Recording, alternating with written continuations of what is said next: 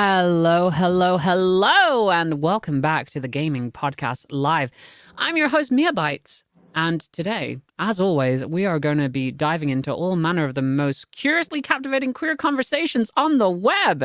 Indeed, indeed. Now, before we get started today, I will once again remind you that you can keep up with all the latest news and features from Gaming Magazine by visiting us online at gamingmag.com. But I'm just gonna just scrub everything else out of the way because this is a very, very special episode. Because I get to drop the pretense and just discuss one of my favorite franchises with some absolutely amazing humans. Please say hello to Josepha, Milady Confetti, and Space Valkyries. Hello. Let's go. Hello. How we doing? All good? Doing all right. I was about to say I just took a hit. I didn't take a hit. I just took some medication and it wasn't a hit. I just took a hit of medication specifically for my nasal airways, and I'm just completely not being able to breathe at the moment. But other than that, I'm absolutely fine, and I hope you're all doing amazingly. A massive welcome to the podcast today, and thank you so much, everybody, for taking the time. I want to get to know each of you a little bit better, and especially our audience needs to get to know you a little bit better. So, we're gonna introduce you in the most podcasty of ways. Please let everybody know who you are and what it is that you do on the internet. Let's start with you, Josepha. Hi, I'm Joe. I'm also known as Josepha online. I'm a full-time content creator. I actually specialize in Final Fantasy and JRPG style games. Been a streamer for about 3 years. Before that, I used to work for Square Enix, funnily enough. And then before that, I was a makeup artist. So my career trajectory has been here, there, and everywhere. But I've loved Final Fantasy since I was born. I've played every single game in the franchise. And yes, that includes all the shoddy ones. All the bravest, anyone. And my favorites are Final Fantasy 9 and Final Fantasy 5. Love that. I absolutely love that. Yes, the Final Fantasy cred already. And of course, following that up, Milady Confetti, tell everybody about yourself. Again, everybody, if you don't remember me from the Black History podcast, but I am Milady Confetti. I am also a full-time content creator. I have been full-time now for 4 years. I was primarily, I only played one game, but now I do a lot of variety content. I host my own podcast called The Nerdy Magical Girl. That was recently featured on Crunchyroll. I love anime, and my favorite Final Fantasy would have to probably be between 7 and 14. Okay. You're in good company there. I tell you what, you're in very, very good company there. And of course, last but not least, Space Valkyries. Introduce yourselves to everybody. Oh yeah, hi, I'm Val, or Space Valkyries. I am a part-time variety streamer. I had to go down to part-time because I have chronic pain and fatigue, boo. But I also am a science fiction and fantasy writer, so you can read my short stories under the pen name BM Ayala. So go do that. Thank you. Yay. Well, my favorite Final Fantasy, 10 and 14. 10 and 14. Awesome. So yeah, you already beat me to the first question, which we're going to dive into a little bit later. We'll get to know. Oh, did we? Oh, we skipped it. Sorry. That's okay. That's okay. But because I will yeah, ask it's you. your fault. Yeah. You can blame me. That's okay, because we're going to ask you to deep dive into that and then the reasons why a little bit later. But first of all, let's talk about what everybody's been up to recently in the worlds of games, movies, comics, and anything else. What has everybody been up to? I'll kick it off while you all have a think. Non-Final Fantasy related, and I know this is a Final Fantasy special, but I'm just going to try and keep this section non-Final Fantasy related. I've been playing a lot of Helldivers 2. I don't know if anybody else has played that yet. I've bought it. I haven't played it yet. I haven't had time because Rebirth. Yeah, there's so much happening. I haven't actually had a lot of time to actually play games or stream recently because I've just been going to a lot of different Final Fantasy themed events. Funnily enough. Lucky. Yeah, KupoCon was this last, not this weekend, but the weekend before, and I bought tickets to that. That was a whole ordeal. I actually got this hat there. It's very, very cute. It says Ku and Po on the other side. That's awesome.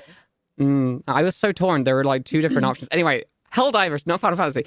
So Helldivers 2 is genuinely a very, very good game. It's like a kind of like third person shooty game. It's like an online co-op PvE, but it is very interesting in the way that it presents its world because it's basically just Starship Troopers as a video game. Yeah. It's like the parody is on the nose where it's literally just like a hyper version of Starship Troopers, whereas Starship Troopers is already a parody of like fascist kind of like regimes. Helldivers just goes even more stupid with it, which is cool, but also insanely worrying because I've seen a lot of people, and this has been a thing, a lot of people online are just like unironically just engaging with that media without being critical of it in any form whatsoever, or being like, yeah, this is something that should happen in the real world. And you're like, Oh god. I can guess what. Yeah. You know what? Let me eat my chip. mhm. Start to- Media take a sip of water. media literacy. We need more standardized lessons on media literacy. But yeah, other than that, the game itself is actually incredibly fun. If you like put aside the whole overtly fascist overtones of it, which are obviously intentional, and they're taking the mickey out of that. God, I hope they're taking the mickey out of that, because if not, I don't know what we're doing anymore. Yeah. If you've ever watched Starship Troopers, you'd know how far to the X degree they take that. So to know the Helldivers goes even further. Yeah. Yeah, it's ridiculous, but it's been fun so far. I've just been jumping in. I've been completely overwhelmed. The difficulty level just ramps up so much. But it's kind of a input simulator. So you'll run around shooting things, you can throw grenades, you can switch out weapons, but a lot of the time, you're basically waiting for like your big abilities to come off cooldown, and you'll have to like hold down a button and input a directional command, like a combo, in order to actually call down either resupplies or like a massive laser from space, or like bombing on a certain sector of the map. And yeah, it's literally just a horde mode, stay alive, run around a map, completing mission objectives, and just not run out of like your shared pool of lives. Because I think you start with like 20 lives or something, and they're just called like resupplies, or like I can't remember exactly what they're called. Resupply is something else, but basically just calling down somebody when somebody dies. So you can do that. So it doesn't matter if you lose your life, because you'll lose your life a lot. You get hit like 3 or 4 times, and like you're gone. Your body parts are just like all over the shop. It's ridiculous. It's kind of disgusting in some ways, but I've been having fun. It sounds like a cozy game. Yeah, it's very, very cozy. Yeah. Yeah, get yourself a blanket, a nice thermos. You can sit down, just explode some alien bugs or some machines. But yeah, apparently it's blown up quite a bit as well. It's become extremely popular, and I can see why. The gameplay loop is quite addictive. I just wish I had more time with it. But yeah, just jumping in there with your friends and blowing some stuff up. If you just switch your brain off and not think about the broader consequences of what that is in that world, is pretty fun. It's pretty fun. But yeah, Confetti, what have you been up to? Well, non-Final Fantasy related. Oh, that's hard. I've actually been doing a lot of self-care. Doing a lot of things to prioritize my mental health, like with therapy and things like that. I've been putting a lot of energy into my podcast, which has actually been like a really good source of like a really good outlet outside of just gaming, because live streaming can just be a lot sometimes. I actually like am on a 3-week hiatus from Twitch, which is like very interesting. So me being here, I'm just like, oh, I guess I'm okay. Because sometimes you just need those healthy breaks. And yeah, so I've been really enjoying putting a lot of energy into my podcast and doing a lot of things to help with my healing and self-care. Always good to prioritize that mental health as well. I feel like at some point you need to take a break from the grind. Otherwise, just complete burnout is unavoidable. Yeah, it's ridiculous. And I feel like some platforms are a bit more grindy than others. Like I feel that way, like with live streaming, I just feel like it's very grindy. And in my opinion, like Twitch's like algorithm or discoverability to me has not improved at all, even though they say other things, but like the proof is in the pudding. Like it's not good. So I'm just like, I think that's really like what was the source of it, is like the grind was just way, it just wore me down. And I was just like, hey, like, let me do some other things, try some other things, take a step back from the little purple platform and try some other things. So Yeah. that really actually did help me out. Yeah. Put stuff on a platform that will actually, potentially grow your audience rather than stagnate. YouTube and Thanks. TikTok have been really fun for me. So I've been enjoying that. Yeah. Oh God, TikTok. Don't get me started on TikTok. That's a fun platform. Yes. So yeah, take care of your mental health, everybody. That's always a good call. Always a good call. We love to hear it. Val, what have you been up to? Well, it's funny because I've actually been getting into reading books more because I wanted to take some steps back from streaming because I have chronic pain and fatigue, and the grind was so real. It was literally giving me more back pain, more jaw pain. So I actually have been streaming less and reading more books. So since I'm writing a space opera, queer mecha space opera novel with dragons in it, I've been reading all the dragon books I can get. So like Fourth Wing, it's just, I don't know how I feel about that book. But anyway, it has dragons in it, so that's on my research list. And then I've been getting more into TTRPGs. I'm actually also dragon related. I guess I have a theme here. The TTRPG, little indie TTRPG called Warren Guard is doing their crowdfunding, and I got to be in an actual play for that, which was really fun. And a way to kind of work on my social anxiety, and like it's just been really great. I don't know. It's been fun to kind of get away from streaming and focus more on like the writing and like dipping my toes into TTRPG writing because I'm getting to write lore for Warren Guard, so that's been really cool. Oh, that's so cool. So yeah, I guess not quite playing, but more doing other stuff. You know what, creating, honestly, like there's so much effort that goes into that. Like I've tried in the past, and I'm just I don't know. I get distracted by so many things. It's impossible. So I really, really respect anybody that can like just sit down and just write something and just get the worlds in their brain like down onto paper and make it like a tangible thing. That's so cool to me. It's so cool. And I'd love at some point. I definitely want to have a deep dive on that entire process as well. That'd be actually really, really cool. We should get you back for that. Joseph Erhan, what are you? It's really funny that you guys talk about sort of taking a step back for your mental health, because I'm about to do that. Like I had said to myself prior to Rebirth, like I'll be really real with you guys. I've been feeling burnout a lot recently, and I've been burning the candle at both ends since long before the start of this year. And there's been just release after release after release, and it's been quite relentless. But I'm kind of sort of like putting the brakes on a little bit because I'd rather take a step back than a step in the wrong direction, and end up hurting myself. So I've been drawing a lot more recently.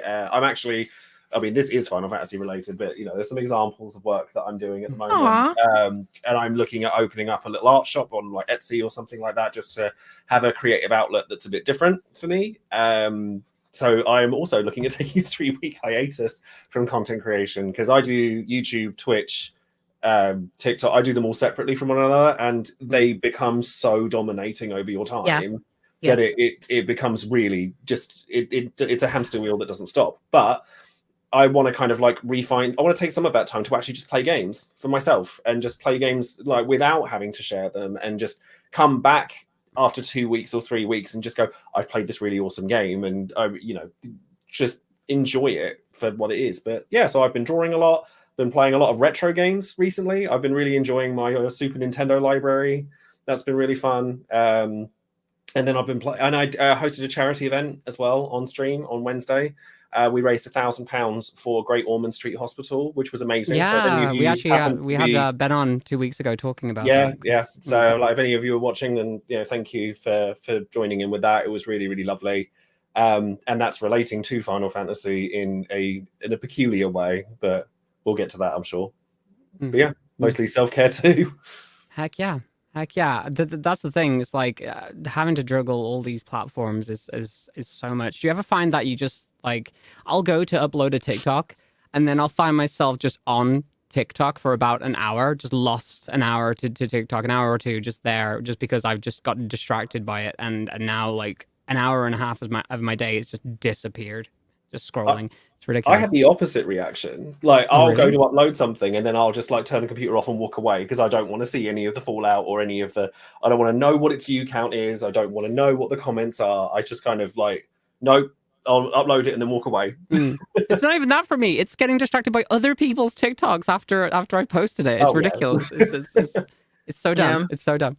Yeah, I need more self-control. I had to train myself to stop doing that because like I would just be like there, and then I think like also like I mean before we started like we were talking about like Twitter and things like that, like I would find that I was losing a lot of my time to Twitter, and then like it would affect my mood because everybody's like who can I like it's just a lot of like toxicity, and I was just like I literally have spent hours on this app, and I could have been doing that putting that time into my content.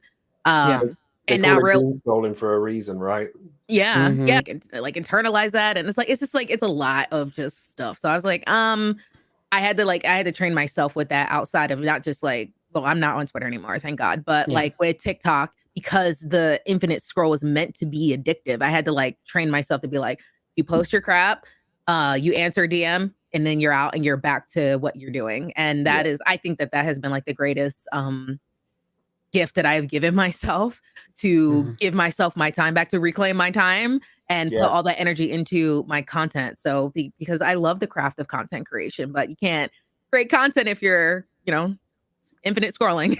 Absolutely. I feel you there. I've fallen prey to that far too many times, like so many days off that I've wasted just like sitting in bed, just scrolling on the phone instead. We've all been there. Yeah. Oh, 100%. Let's move on to our main topic of conversation today, because it's going to be much, much lighter. Well, I say that. Depends which one you're talking about. Yeah, I say that. We'll get into all the things. But first, you all mentioned your favorite Final Fantasy games. So I would love to know why you chose those games specifically and why they mean so much to you. We'll just go generally from top down. So Joe, you said yours was 9? 9 and 5. 9. Although 9 and 5. 14 has definitely had its moments up there for me as well. Okay. 9 is my favorite because I just find the world so just captivating. I think that the gameplay mechanics are pure and the distilled version of what Final Fantasy in its golden age was. It has Beatrix and Kuja in it, and Vivi, and that's enough for anyone to love it. But truth be told, like I started with Final Fantasy 8, then went back and played 7. So I've already discovered I'd loved the franchise at that point. And then 9 was on its way in because that came out when I was maybe 10 or 11. And it was the first one I was really excited about, and it didn't disappoint. So it's just always lodged itself in my head as my favorite, and I can play that game over and over and over again and not get bored. 5, it's because I like the older ones, and in that they're a more streamlined experience. I feel that a lot of modern games are so big that they're overwhelming. And 5, it's all about the purity of the gameplay. Like, it's a cathartic experience. It's as easy or as difficult as you want it to be. I think that it's a really underrated gem in the franchise. See, I know nothing about 5. I don't think I've ever touched 5. I have no idea, like what is the game about? I mean, it's Final Fantasy, so there's only so many things it could be about. But there's crystals, yeah. I mean, the story in 5, a lot of people consider to be one of the weakest, which it's kind of dubbed the Saturday morning cartoon of the Final Fantasy world because it's really? It's a lot more lighthearted. Explain that for a second, because like you say that are lit. Yeah, like I mean, it's not dark and deep, and I kind of love it for that reason. It's that if I want a cozy game, because I think that to me, Final Fantasies are cozy games a lot of the time. So 5, where the fact that like the story is a bit more lighthearted for the most part. The villain does have a castle made out of flesh, but we'll bypass that bit. Yeah, we'll just like Skeletor in your Saturday morning cartoons. Exactly. But like the character, it's very, very heavily focused on like chocobos are a much more prominent thing in 5. The job system is very easy to grasp, but it's really malleable, and you can play around with it. And you can there's 4 characters. there are only 4. There is a 5th, but there's only 4 characters in your party at any time, but you can kind of customize them however you want. And yeah, look, I just think that it's stood the test of time really well, because I think nowadays people, certainly in Japan, are starting to really appreciate Final Fantasy V. But we actually never got 5 when it first came out on the Super Nintendo. We got 4 as FF2 and then 6 as FF3, and we just skipped 5 entirely. So I think that had it come out when it should have done, a lot more people would be privy to it. Yeah, most likely. Possibly. Sorry, my brain is just focused on like Flesh Castle would be a great name Look for up a nightclub. Castle. Just look up X-Death's Castle. It's not as bad as it sounds, but it's a thing. All right. Joe likes Flesh Castles. That's what I got out of that conversation. Don't you take me down that road. Confetti, Han. What's your remind me what your favorite Final Fantasy was? It was 7 and 14. 7 and 14. Yes, Yeah. because that's pretty much my favorites too. But you tell me why they're your favorites. Okay, well, 7 is because Sephiroth is my baby daddy. There's just no getting around that. I have an unhealthy obsession with Sephiroth. Is he a villain? Sure, but have we all not been misunderstood in our life? I mean, to be fair, like he's like not to that extent. Sorry. I do feel for him. I do. Like he's basically Homelander in another form, but like the original Homelander. For anyone who's watched The Boys. I really genuinely think the reason why I do like 7 outside of like aesthetic purposes is because I think when I was playing the original, I wasn't expecting like the twist to be what it was. And I guess like I don't know if I can go into detail, because then I don't know if that'll ruin something for the remake. I don't know, because I haven't beaten it. And please do not put yeah. But like, I just wasn't expecting it, because then I was trying, because when I played, I was really young. It was like way after it came out. So I was still like trying to just understand a lot of stuff, a lot of themes and stuff that were in there. So I did like message my brother and be like, yo, so like, what? And he's like, yeah, he's bugging. I'm like, okay. Like Cloud is not well in the noggin. And I'm like, okay, thanks. Yeah. So now like me and him were like having like the same discussion we had when I was I don't know, like 7 or something. So that's funny. Like that we're having like now, like as adults. And I just think it's like really cool. And in 14, was mostly actually about community. I was introduced to XIV when I went into college. And okay, I went to college and I didn't have like any friends and things like that. So it was just like very lonely. And I don't know how I discovered Final Fantasy 14. I don't know if I think maybe I like maybe I went into GameStop and I think I saw it on like a card. Like you could just buy like the membership, like on like a gift card type of thing. Oh, the little the little game time cards. Yeah, you used to be able anymore. Yeah, they used to be able to do them. And that's where I saw it and I was like, what is this? And I looked it up and I was like, oh, it's a game. And then, I just got roped into it. Then I found a community and I didn't feel so alone in college anymore. And I just loved it ever since. I haven't been there for like the past 3 years because my brain has just been scattered because I know I've missed a lot of content. I know I am probably severely underleveled.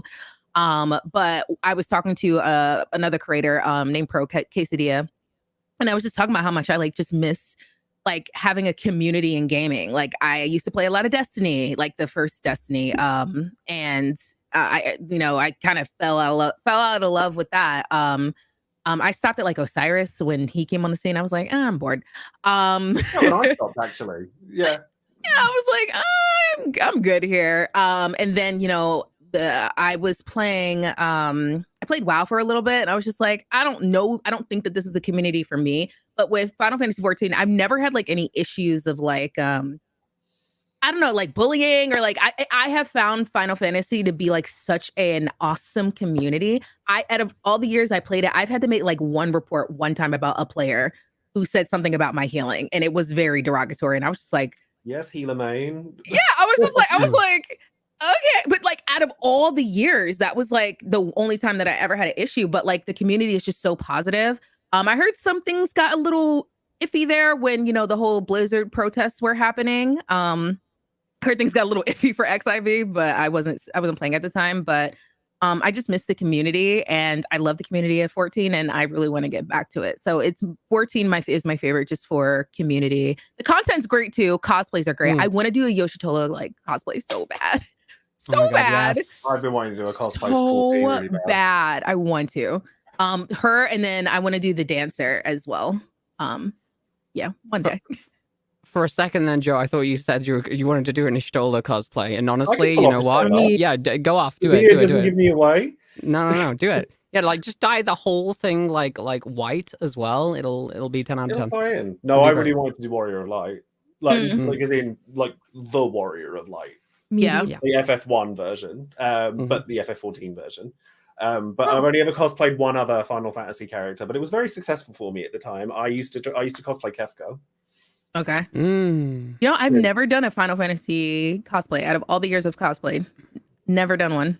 I'm like, I feel like it's time. I'm surprised like Yuna never made it in there. Like I've never done it. I gotta. Yuna, my beloved. I'm here for the Agent of Chaos. I mean, the villains. I'm sure we'll get into it, but the villains are the best bit. Mm. That's why one is my baby daddy. Hello. Y'all judging me. Get out of here.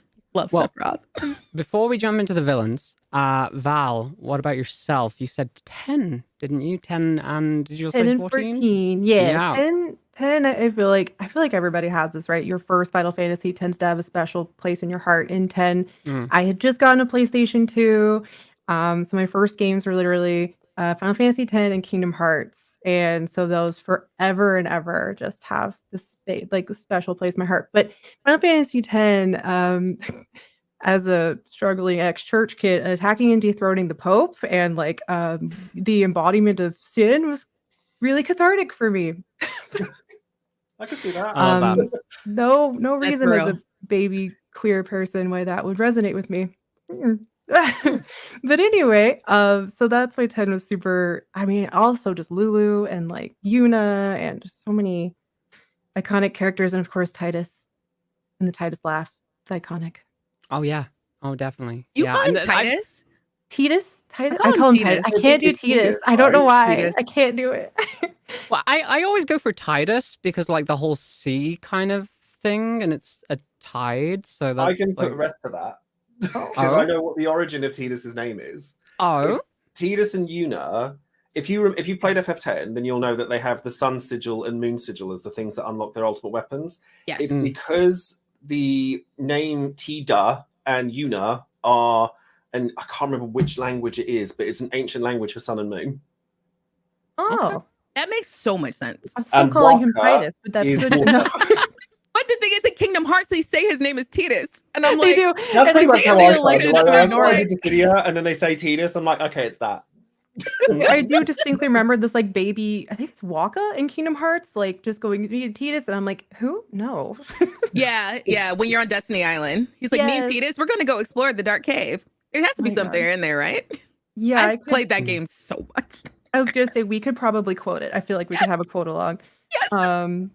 But yeah, so 10 was just, I mean, it's probably still my favorite. I replayed it on stream before. And then of course 14, for similar reasons, it's very I just love getting to play it with, me and my partner play it. We have friends that play it, so we get to hang out and have social time like with our friends and stuff. And I am a Hatia trash and an Emmett Sulk. I'm sorry. I do like the villain a lot. So yeah. It's ancient Okinawan Japanese dialect. Tida is that language for sun, and Yuna is that language moon. that's such a obviously deep they cut come together. though. Like that's so cool. And then I'm gonna put Waka thought is into water. that. It's actually And amazing. Waka was like- what? Water. Oh, So there's your tide. It's Waka. there's Waka, the tide. Not Uh, Titus. I absolutely adore 10, the whole idea of attacking and dethroning God, and like the journey that Yuna goes through as well is just so cool in general, just because like she's essentially they're both like like kids of celebrities essentially, and it's like how they deal with that, and how they deal with that with the reflection of how society views them and all the weight that's put on their shoulders, and it's really, really cool to see how they deal with that, and the daddy issues that Tidus has definitely spoke to me a little bit as well. But yeah, fantastic games. Mine, much like Confetti, is my all-time favorite is 7. I've waxed poetic about this on the podcast so many times though, but I'll get into it briefly. A lot of it is nostalgia for me. It was the first one that I played. My dad brought home a PlayStation, a pre-owned PlayStation for Christmas. I only had 2 games with it. It had Super Puzzle Fighter 2 Turbo and Final Fantasy 7. Wow. And both of those games are games that I love to death. 7 only became my favorite like after probably a 10-15 year stint, because for the longest time it was all like Zelda this, Zelda that, and then I replayed 7 and I was like, wait, no, this is my favorite game. This is a world that is so captivating, and its themes of like just anti-capitalism, like the eco warriors, the whole idea of like just corporations just being completely not a political game, by the way. No, it's not. No reflection on reality What games Can you- are? at all. Can you Games please aren't keep political. politics out of my games? Yeah, Thank you. yeah. How dare. I can't Games believe aren't some political. people say that there's politics in video games. Like, what is it Disgusting about like a behavior. game where you play as eco-terrorists going up against a corrupt corporation that basically controls the government and military? That's Minecraft. What are you talking about? Yeah, exactly.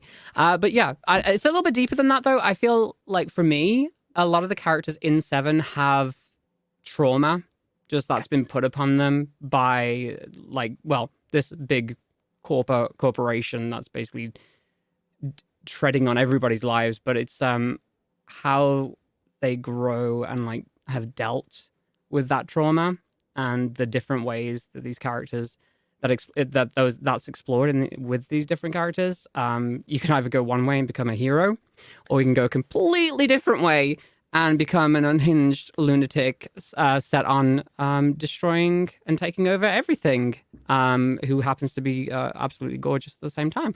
So yeah, you could do that. So yeah, I actually that's have very, very similar feelings towards 9. Actually, like it's again, trauma is a big part of Final Fantasy 9, and hopelessness, and sort of I mean, something you see a lot across the entire franchise is this idea of defying fate and like rebelling against that which has been preordained for you.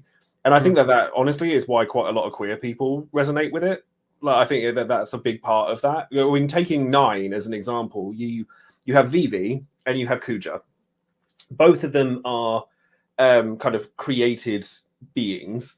Vivi has a sell-by date, basically, and he's a child, and he copes with it in his own way. And the whole journey for Vivi is how he learns not to feel hopeless in a hopeless situation, where Kuja reacts the other way and basically says, well, if this world has to exist without me in it, then it can't exist at all, because I just don't understand the idea of not being here.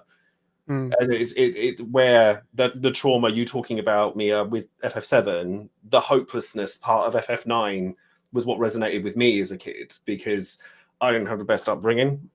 So like it was very much that. And Final Fantasy 6 has it as well with sellers. Like, have you played Final Fantasy 6? I have played like up to and past beating Ultros. I think that's about all I've played of Okay, I won't say anything else, but for anyone who's watching and knows Sellers' situation, then I had a similar revelation with her.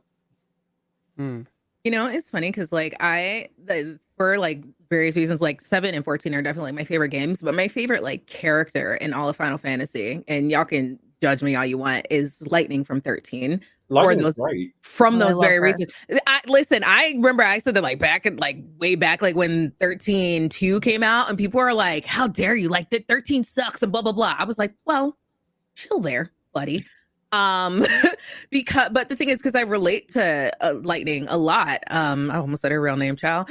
But like, when you have like so much like responsibility thrusted upon you, and like you're forced to grow up quicker than you want to, you don't get to have the childhood and things like that. So like, how do you cope with that, especially when things feel so hopeless? And Lightning is like a very hyper independent person, and now she's forced in a situation where she has to depend on others, and learning how to do that. And that's something that like I'm going through in like my adult life. And also I'd like to like fully confirm that like I like the color pink with lightning too. Cause like I don't know if anybody else had like a stigma. Maybe it was just something in my school, but like if you were a girl and like the color pink, like you got bullied for that. And I was just like, that's a weird thing to bully somebody over. And I was kids just will like, find anything to bully anyone over. Yeah. what? They're like, of course you like pink. And I'm like, so I just like never talked about my favorite color. And I was just like, no, I do like the color pink. Thank you. And now, And she's a Louis Vuitton now I have model. pink everything. Pink Pink is great. nails, pink everything. And she's a Louis Vuitton model. Yes, yes.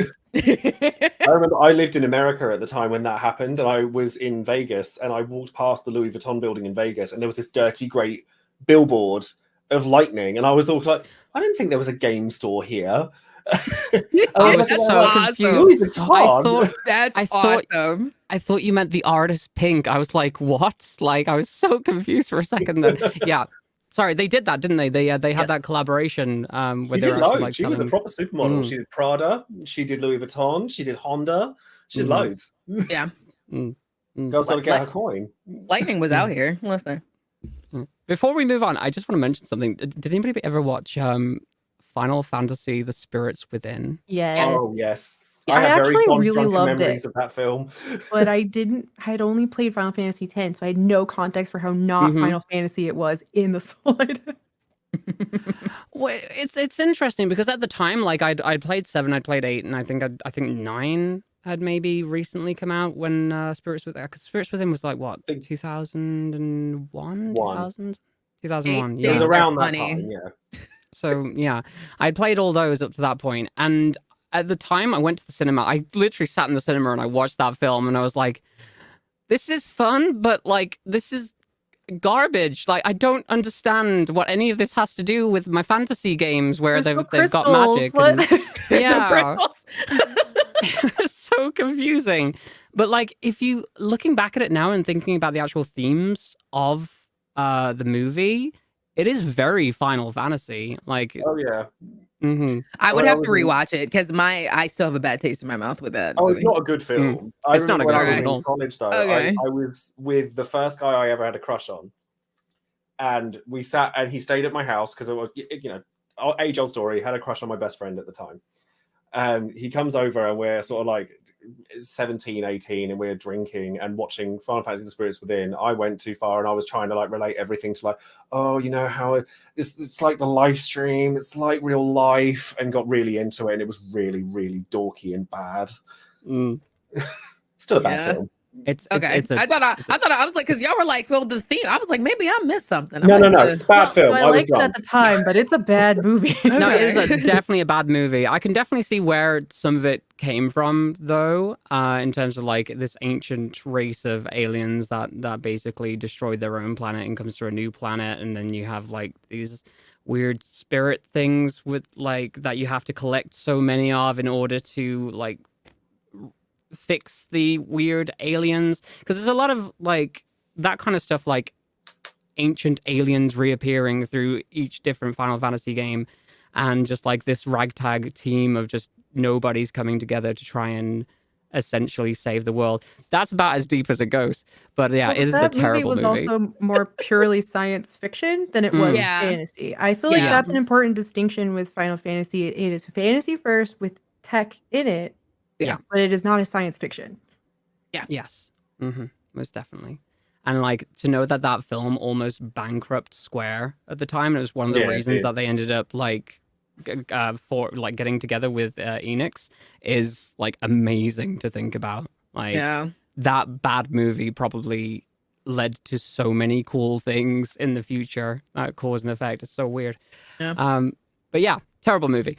So, we briefly touched on this, but yeah, does anybody have any thoughts on why Final Fantasy resonates with the queer community so much? I feel like instantly you think about 14, like 14 is so queer. It's so queer. May I think we introduce you to my daughters, Reen and Gaia? Like, come on. yeah.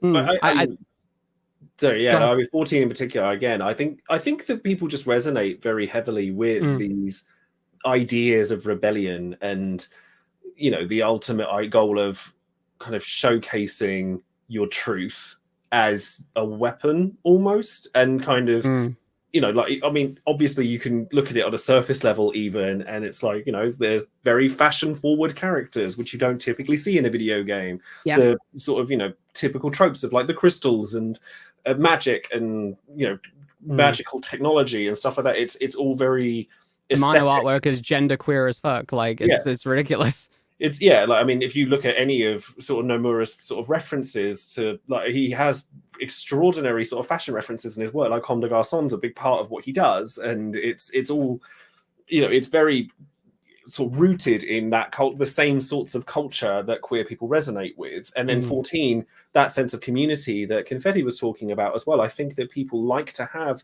this idea where they can just kind of find themselves in another world, which I think is pretty magical. Yeah. I think too, like IRL, because I remember I went to PAX East for the first time, and I think maybe I just went like as a person, like, and also I just wanted to go to Boston and have clam chowder. They had the Final Fantasy 14, like you can do the new raid or fight one of the new bosses or something, like at the time. I forget who it was that year, but like the community around there, they'll just like hang out with people and just like talk to people and just like geek out about like, I love the community of 14 so much. Well, we went to FanFest, didn't we? And yeah, FanFest, I am a bit of a robot when it comes to showing emotion with video games. I am not ashamed to say I bawled my eyes out for days after I came home from that cried. event. Like, so oh much. my god, I put a YouTube video out and couldn't get through it without choking up. But it was magical, just because, yeah, it was just to see so many people come together with a common love for something. Yeah. And then the relationships blossom from that. I think that's the deal. Like, Final Fantasy is kind of the ultimate water cooler game. Like, everyone has their thoughts on the story. Everyone has their thoughts on how they're playing. What characters did you pick for your party? What role are you playing in 14? What did you think of this thing that happened in 16, 15? You're like, have you ever played Dissidia? Have you ever played Stranger of Paradise? It's just, there's so much conversation to have around this one franchise that you're bound to find something in common with somebody. Yeah. That's why I want to go to the Eorzea Cafe, because I know I'm like just gonna stay there all day. Oh God, I want to go so bad. It's good. Yeah. Sorry, Val, have you been? No, but I want to very I badly. want to go so bad. I've been. It's a very, very fun experience. It's so cute. It's so cute. It's very confusing if you don't know Japanese, because they do this whole thing at the start where they do a giveaway. But like, yeah, it's very, very cute. Oh gosh, I should have showed pictures. Anyway, no, it was fantastic experience. Make sure you book in advance though, because like there's it's very, very difficult to get reservations if you leave it too late. So if you know that you're going to Japan, there's one in Tokyo, and there's one in Akihabara, and there's one in Osaka as well. So if you're going to either of those locations, yeah, just book ahead. But that was a very, very fun experience. It's just cute seeing all of like the memorabilia up on the walls and like signed by all like the game devs as well. Aww. It's really cool. Very, very cool. Yeah, anyway, back on the subject of it resonating with the queer community, definitely attacking and defroning God in most of the games definitely is something there that I think a lot of us can relate to. And, you know, going a little bit deeper, like the themes of the games just being trying to work towards a better future is generally something like putting the past behind you and getting rid of like the old generation and just replacing it with the new. There seems to be a theme that just keeps cropping up in Final Fantasy games over and over and over again. Even in 14 with I forget what they're called, the Emmett Selk and his Ascians? Ascians. Yeah, like the Ascians and the ancients in general, just like moving past that and like passing the world on to people that can make it better. I mean, that was even in 16, and now that we're here, let's talk about 16. That is like a main theme. Y'all have fun. Yeah. I know Confetti hasn't played 16 for very good reasons, which we can get into as well. But what did everybody think of 16? I liked it. It's not my favorite. Like, I think that people have a very polarized view on 16. And I think that there's justifications for that, absolutely. But as just taking it as the game that it is, I think that it was a big swing to go in a direction that is potentially alienating to people who've loved the franchise for a really long time. And it was good. I think its pacing had issues. Like, I think that you have definitely had times where stuff was happening, and then you had a good 3 or 4 hour stint where not a lot was going on, and you were kind of forced into sort of, you know, busy work essentially. And that was something that I found quite frustrating, because it seemed like a game that was very much at odds with itself, because you can't have this really high octane action game where you don't do anything for 2 hours. It felt disjointed to me.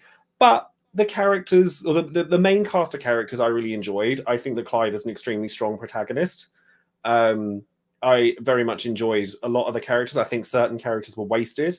I think Annabella could have been arguably the best villain Final Fantasy's ever had, because she was human, and it didn't happen. So that disappointed me greatly. But other than that, I liked it. I didn't love it.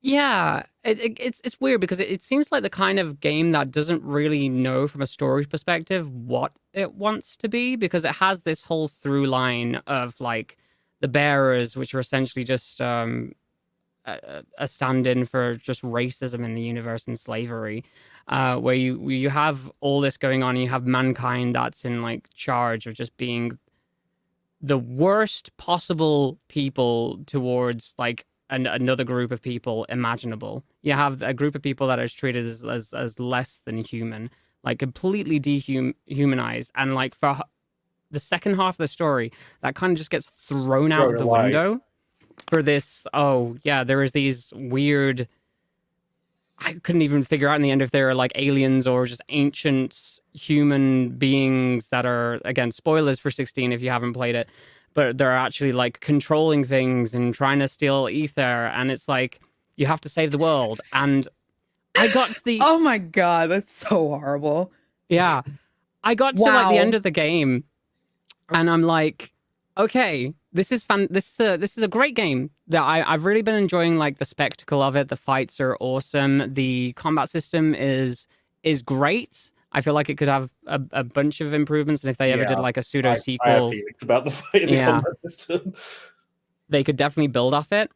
But like from a story perspective, like I found myself in a world that I didn't want to save, and I think that's like the worst part of it. It's like they're trying so hard to fight for this world, and everybody that exists in it who isn't a bearer, or like other than like Sid and like the group of freedom fighters who are like actually trying to fight to like free the bearers, they're all really shitty human beings, and I don't care for them whatsoever. I'm doing all these side quests, and I'm like, okay, cool. They just like are luring people in so they can kill them with like a hound that they keep like hiring to kill bearers with. I'm like, great, okay, come on, Clive, kill them. And he just gives them a stern talking to, and then they end up dying through some other means anyway. But it's like, there's no people in this world that I want to save. It's completely lacking levity. It takes itself way too seriously, and as cool as the world is, it's not a world I would want to exist in. I could say about all the other Final Fantasy worlds, even with all the crap that goes on with them, I wouldn't want to exist in 16's world. And I think that's the worst part of it for me, is that it just seems like an awful place to be in. And when you're looking for escapism in video games, or at least like some kind of like social commentary that actually lets you engage with it and makes you feel good about making positive changes, after fixing everything in that world, it doesn't seem like the people within it are actually going to change for the better. And that's a terrifying thought for a game like that. It kind of just abandons any kind of like commentary it was trying to make about 2/3 of the way through the story, and that's just really sad for me. Yeah, the gear shift was certainly jarring. Honestly, I mean, the combat system, to touch on that quickly, I find it really interesting that the combat director, who was the combat director for Devil May Cry, says, "This is the best combat I've ever made." I'm like, really? Are you sure? Because by the time you get to the end of the game, the best moves that you can use are the least interactive. Yeah. And you kind of just end up going, "Oh, I've got Mega Flare.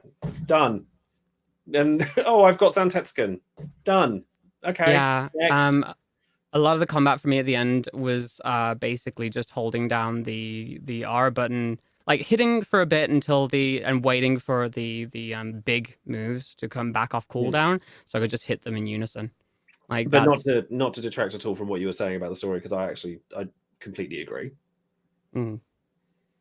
Yeah. Sorry, Val. I know you had some thoughts on 16. We've gone a little bit hard on it. Like, I do want to like put a. I don't want to say with that aside, because that's awful. But it is some fantastic spectacle. The fighting itself is fun. Like, the game itself is a lot of fun. It has a lot of problems though, but overall I enjoyed the experience. Sorry, Val, go ahead. No, I just think it's definitely a game that I don't know if they were trying to chase the trend of like edgier Game of Thronesy themes, but it did not work at all there. Yeah. And I just if you give me the characters and the cool kaiju combat in a different setting with a better, more coherent plot, I would have been way happier with it. That's y'all pretty much already said what I was thinking, but yeah, it's just tonally. What did you guys think about the fact that it's the first Final Fantasy game that had an overtly gay couple in it? I felt like. Can I say spoilers about that? Yeah, you know what? Let's just go. Yeah, I'm gonna hold up this button for anybody that doesn't want to. This is the spoiler button. Anybody that doesn't want to hear, I will hold this up until we're done talking about spoilers for Final Fantasy 16. Sorry, go ahead.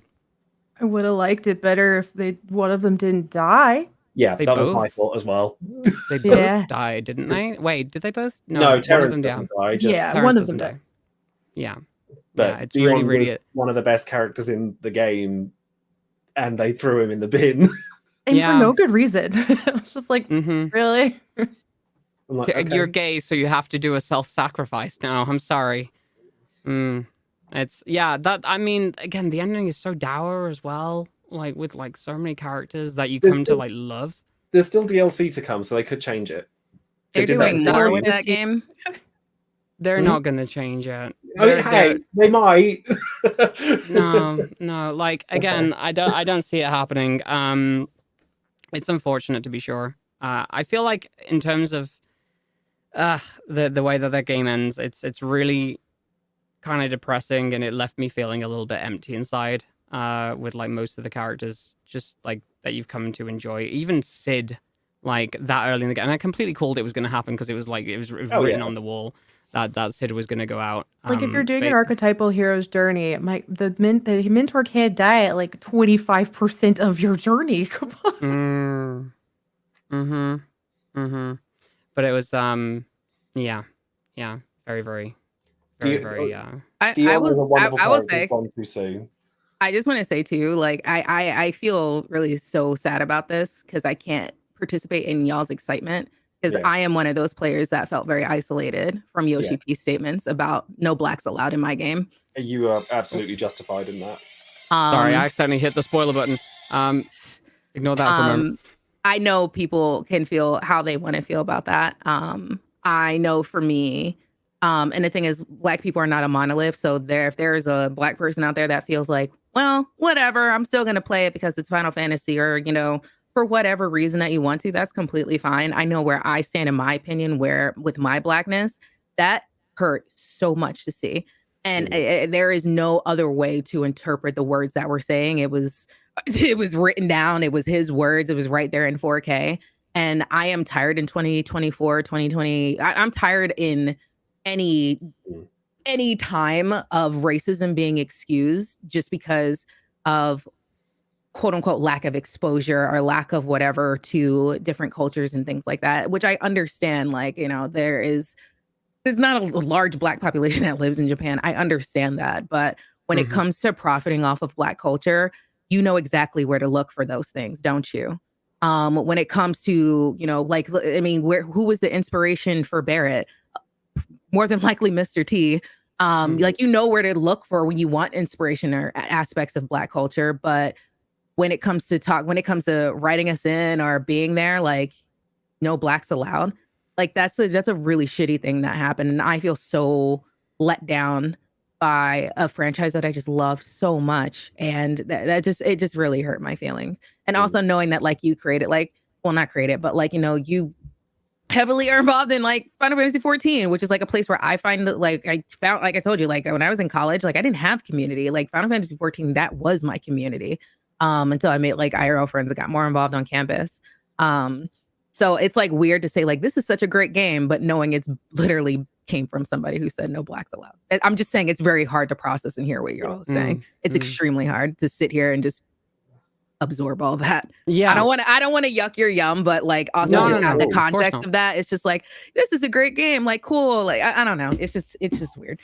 Yeah. Like I again, I'm not gonna forgive like some of the decisions that they've made for that game. I mean, there are so many things that I take umbrage with, that being one of them. The other one being like attitudes towards accessibility as well. I don't know if you heard about this in particular. That was not handled well. Yeah, so there is also, with that particular game, the accessibility options were locked behind items that were equipable in the game. So in order to have stuff like auto dodges, or like not having to like do some of it was like combos stuff, yeah, like timings for like quick time events and things like that, you had to equip specific items in order to allow you to bypass those things, rather than it just being an option in the menu, which means that if you wanted to have any level of accessibility, you had to lock yourself out of the item system, which give you improvements for other things in the game, which is a ridiculous notion for a game coming out in 2023. It wasn't good. Yeah. And I can't remember the exact statement on it, but it also unfortunately came from Yoshi P, and it was very, very disappointing to hear about and to experience in the game as well. Because like I'm one of those people who I need stuff like you know, holding down buttons to mean that I don't have to like mash buttons, because I have issues with my hands. They get tired very easily. Like I love stuff like auto pickups in games where you don't have to like press a button over and over again in order to like interact with things in the environment. Because again, repetitive strain on like the hands, especially if you're getting to be older gamers like us. And these attitudes towards it just seem archaic, and it just seemed very kind of like the get good mentality of Dark Souls, like those kind of like ideas, you know. And so that was very, very disappointing as well. But moving on to something more positive, and I don't want to like just push that out of the way, because obviously it is very, very serious. But we've only got we're technically already over time, so let's speak on something a bit more recent. Rebirth just came out this Thursday, and how has everybody been getting on with it? I'm pregnant by Sephiroth again. Yeah. Again? We were gonna announce like a little later, but we just want to use this moment to. And we're actually gonna be getting married too. So you're all welcome. So very cool. I've grown a mild obsession with Kate Sith.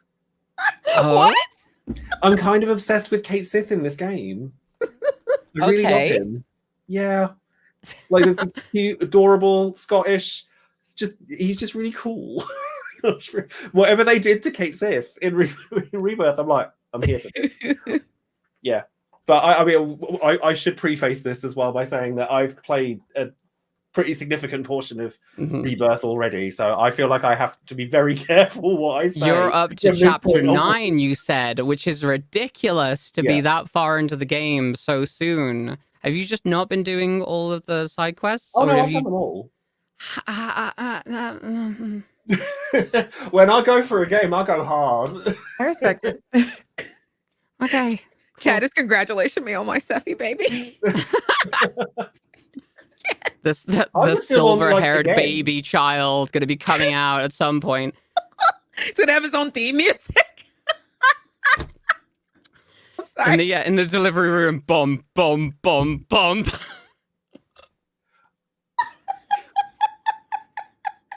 Oh Lord. Oh God. Sorry. That's funny as hell. One-winged baby. The little baby just has a little. Oh no! Not the one-winged baby. Birth of a God. Well, I'm so sorry. as long as it doesn't have the sword, I think we'll be fine. Oh, the sword is already in chat. Oh Lord. I've completely God. lost the plot now. I have no idea what we were talking about. Rebirth in general. That has a very different Chapter meaning to the 9. name now. Yes. We made it a very different thing. Tatiana Moore's gonna be like, yeah, don't give her no more games. No more. But Okay. chapter 9. Somebody's on chapter 9. And I think the rest of us are on chapter 2. Which is a massive difference. So, yeah, I've been running around the grasslands just doing things here and there. And I'm enjoying myself at the moment. And I honestly, I love the world of Final Fantasy VII. So I'm just enjoying like running around that world and just seeing the character interactions just with just everything. I've not done much yet, unfortunately, because I've just been trying to savor the experience. But yeah, I've been enjoying it so far. I definitely feel like that this is a massive expansion on what the game used to be, and like seeing this massive map with the Ubisoft towers Yeah. compared to what it was, which was just like a big open one plain field in the original is spectacular. I'm not sure how I feel about the level of side quests that are in the game. It's a lot. Yeah.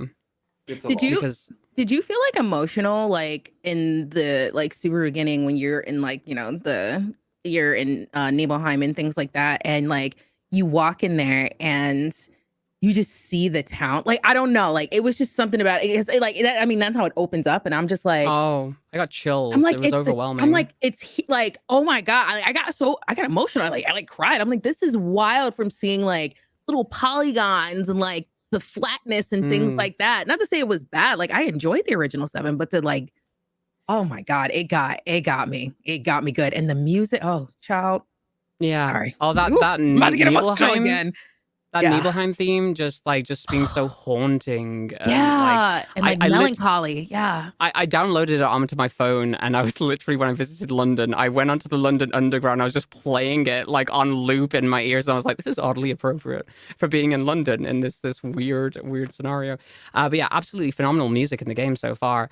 I think the moment that really got me, 2 moments actually that really got me, were just the approach up Mount Nebel, just when the camera pulls back on the environment and the music just starts to swell and kicks in with the main theme.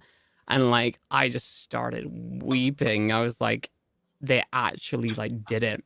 They managed, like, if 9-year-old me could like, who was playing that game back then would just even think that this was a possibility at some point, they would lose their damn mind. They would lose their mind.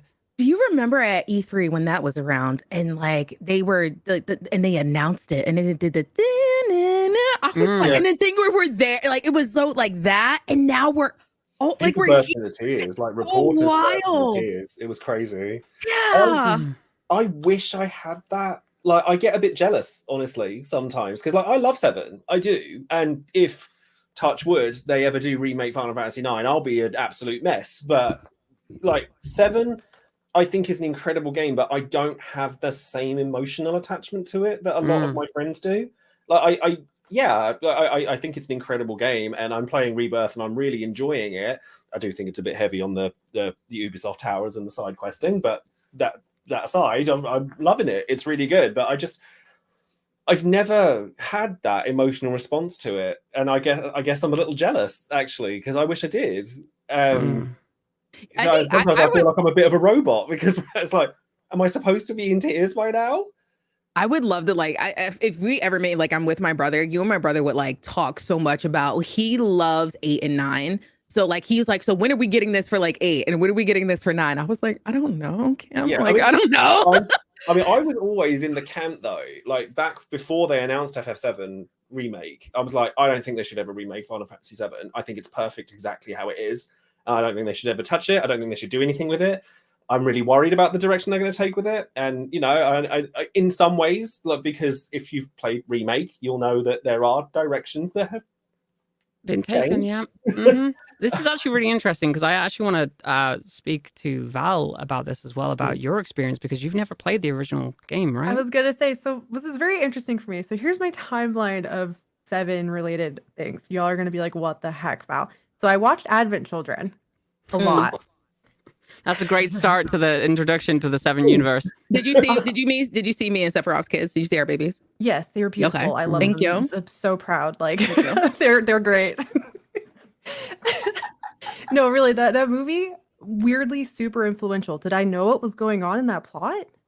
No. Honestly, I don't think Yeah. anybody who watched it knew what was going on in that plot, to No, be I don't fair. think Like, that. even 7 fans. Yeah, I had no idea what the plot was. I just knew the characters cute, villain hot, music neat, animation like amazing, and so like that was my starting point for 7. So then I didn't play it until the remake, and I saw the remake was going to come out, and I was like, okay, I'll just wait and experience it then. And all my friends were like, "You're not going to play the original first?" No, we'll see what happens. So I think yeah. that's amazing. Like, I'd love to hear I- your thoughts on it then. Yeah, it's You've fallen in love super. with 7 through remake without playing the original. Well- I think that's really cool. Okay, yeah. so without spoilers for people that haven't managed to play Rebirth yet, because like obviously not everybody has a PS5 or even wants to or has money to like buy the game right now. Do you have any idea what's going on considering the prologue of Rebirth? Nope, I'm really lost. Well, no, I take it back. little. I played the Crisis Core. right. I played the Sorry. Crisis Core remake or remaster. This is oh my god! so- You've played the Crisis Core remake. Yes. Hold on, So- wait. Okay, yeah, hold on. Timeline. Advent Children remake, then Crisis Core remaster or the remake, and then Rebirth. So I'm you in play pain. Crisis Core. Yeah. Does the flashback not make any sense to you at all? Nope. Cool. Just checking. Yep. Okay, Okay. All right. okay. This is such Because an I was odd really way. curious about that. I sat there and I of was speaking to my audience about it, and I was like, if you've never played the original, but you've played Crisis Core, the flashback sequence in anything is going to be really Really? weird for you. Very confusion. Yeah. I just assume it'll make sense eventually. I'm letting the narrative take me where it will. Yeah, that's the right attitude. That is the right attitude. Internally, I'm freaking out right now, and I don't know Same. how to respond to this. I'm fascinated. I'm so sorry I- for this emotional distress, but also I'm chaos. Because like for me, like what I've been saying since I completed remake is like they say like, you know, a new player can go into remake and rebirth and have like a good experience or generally understand the story in the same way. It's like I don't necessarily think that that's correct, because No. there's so much in remake and even rebirth now that is built upon having to have played the OG first and understanding the story in order to know what's going on. Well, what's You have interesting no idea about how that hard it is not to play knowing stuff right now. Yeah, like knowing none of that, it's interesting because I'm having to take the remake at face value of what it is, and just there's no context. I can tell that there's supposed to be context. There's these moments that linger, and I'm like, oh, some fan of the original is like crying right now. I'm so sure. Like, in the first chapter with the small town and stuff in Rebirth, and I'm just like, yeah, I'm pretty sure I'm missing a lot of context here, but I'm happy Sephiroth's here. Mm-hmm. Same. Well, I mean, at least you got to see those flashes of Advent Children in remake, for which are there for some reason. Yeah. yeah. for some reason. Oh, but do you want to know the best part about how can I say spoilers for the for FF7 Remake? Yeah, I Yeah. think at this point, you know what? I'll hold it up anyway, but at this point, I think it's really far past it. Let the Yeah. spoiler button. Mute yourself until this goes down, chat. Well, no, it's more of a final fight. Funny, I actually beat the final boss at Sephiroth by the fat chocobo summon.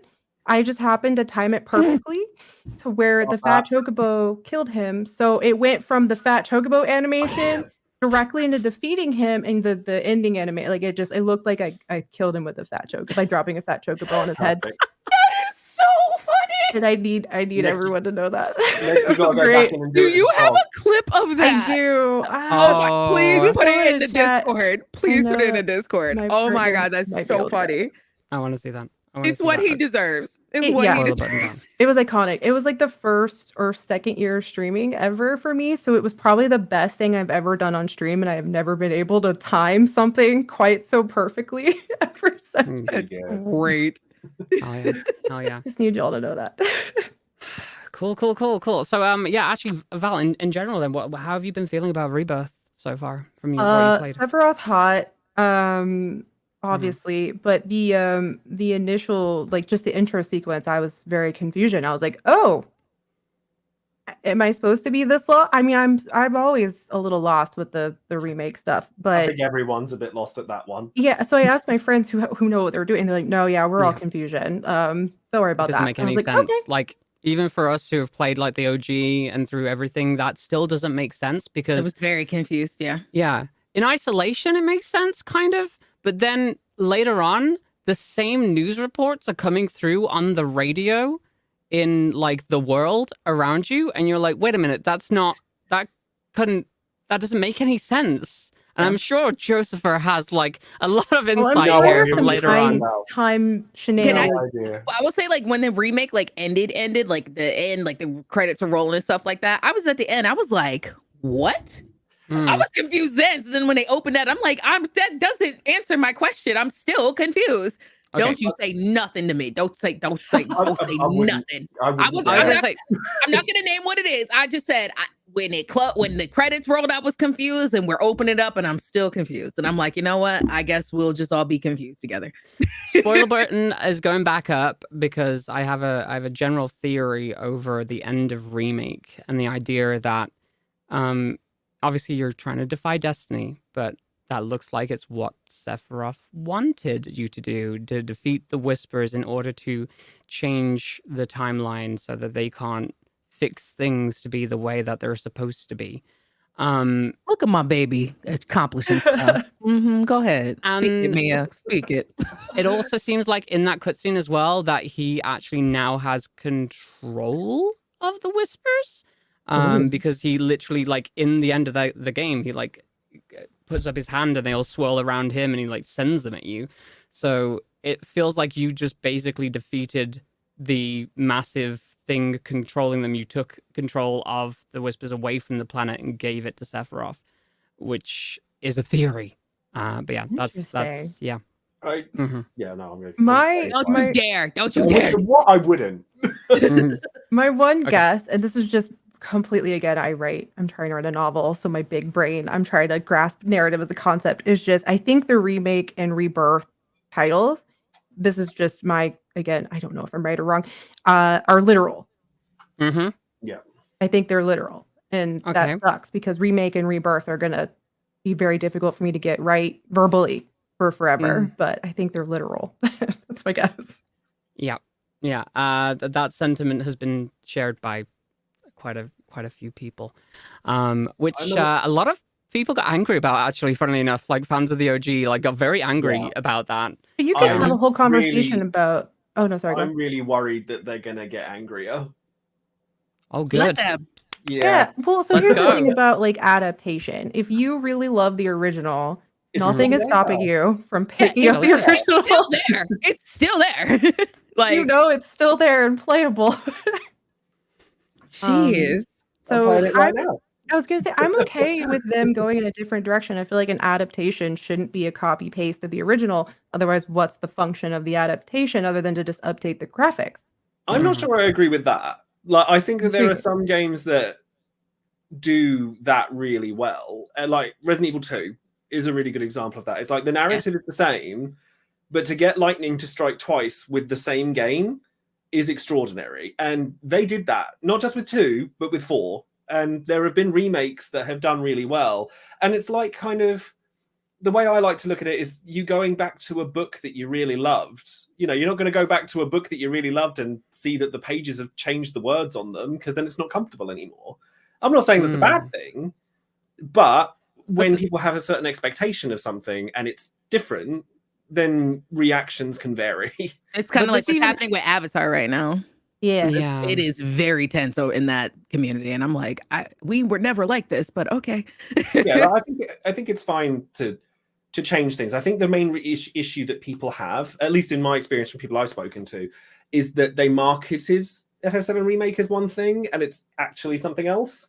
It's misleading. And then people are like, hold on a minute, why didn't you just say this from the beginning, as opposed to like baiting and switching us?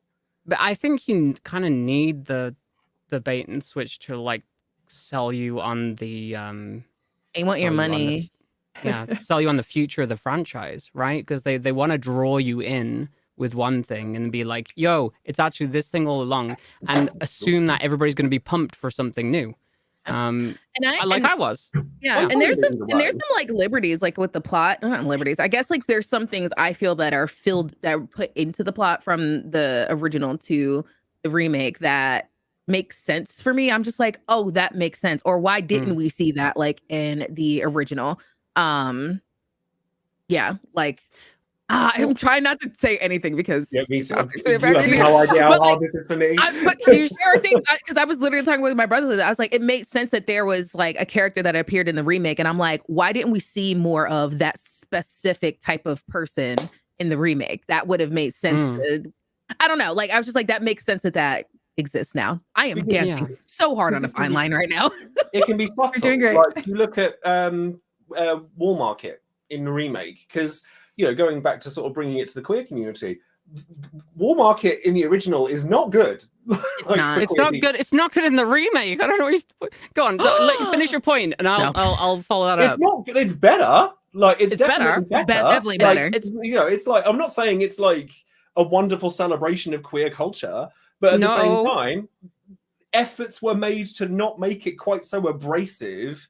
And like we're talking about different things, but go on, finish your thing, and then I'll blow your mind. I'm talking about the hot tub scene, the original. I can totally understand where you're coming from, 100%.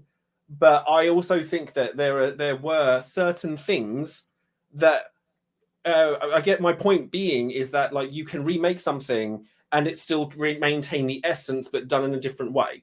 Whereas with the plot overarching, there are certain things that maybe people find precious and they don't necessarily want to be different.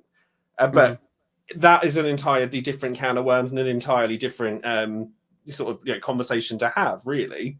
I do agree that an adaptation has to have the heart and soul of the same essence. I do agree with that for sure. And also, like, maybe there's some things also that haven't aged well that they can put into. Yes, like that's definitely. So it's like, that's sorry, what I'm trying to get at. 1-to-1, like you're not getting that, buddy. We're gonna leave that one out. But you get this instead. Deal with it.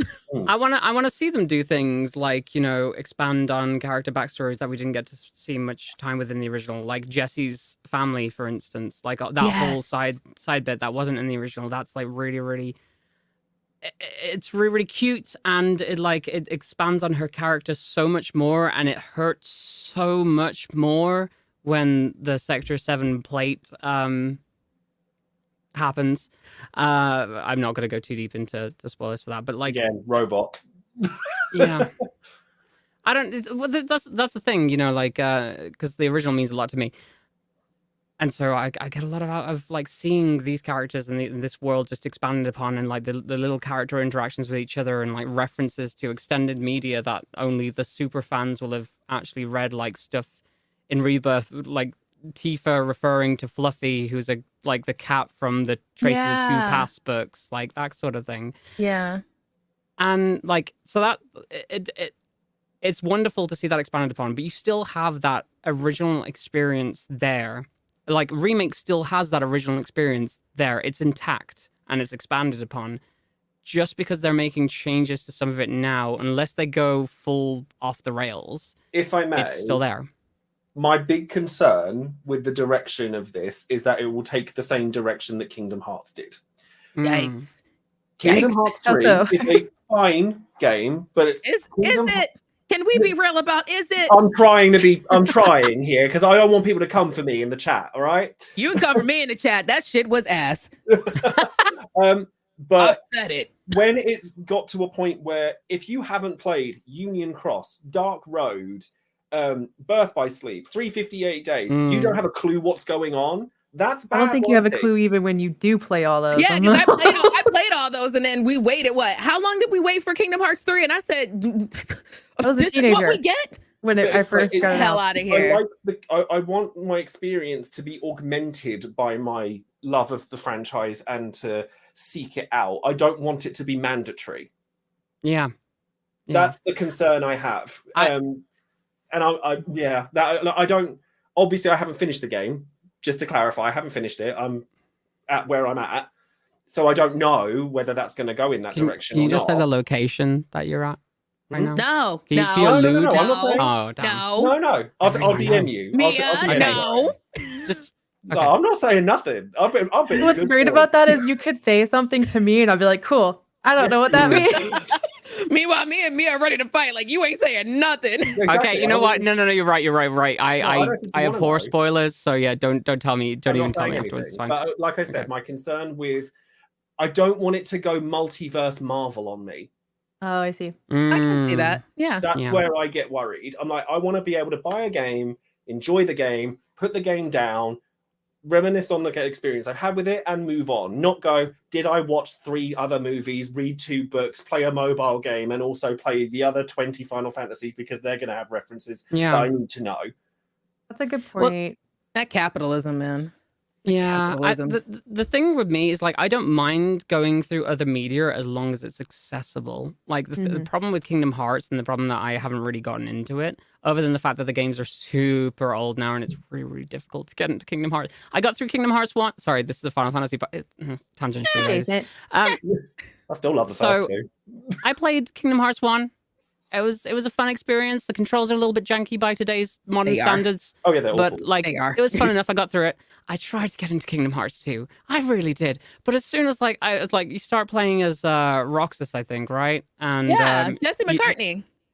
you get into It's funny, you get there's into 2 like the for one first that set most of people latch onto. cutscenes, and they start going darkness, darkness, light, darkness, darkness, light, light, darkness, and my brain just left the building. Well, I was like, yeah. I can't. I don't. It's I'm done. definitely. I would think like I'll wait and see and I'll finish the game, and I'm sure I will be telling everybody my thoughts when I have, because if it does that, I ain't going to be happy about it.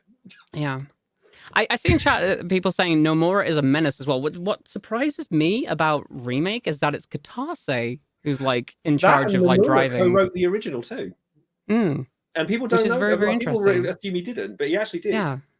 It's not it's not Nomura's influence on Remake that's making it wacky. It's Katase apparently. So yeah, it's very, very I think interesting. it's a collective effort. And Nomura, he didn't do Type O either, right? No. I'm not I don't sure. think so. He did. Okay. He did the character design. He Okay. always does the character design. He's not always Okay. the writer. Okay. Mm. I like Type O. I was like, I'm here for it. I like the story. I don't think it's a very fun game. Dare you? I'm sorry. I played it. I've Those played are them me- all. I those don't are love me. them all. Those are me and Sephiroth's kids.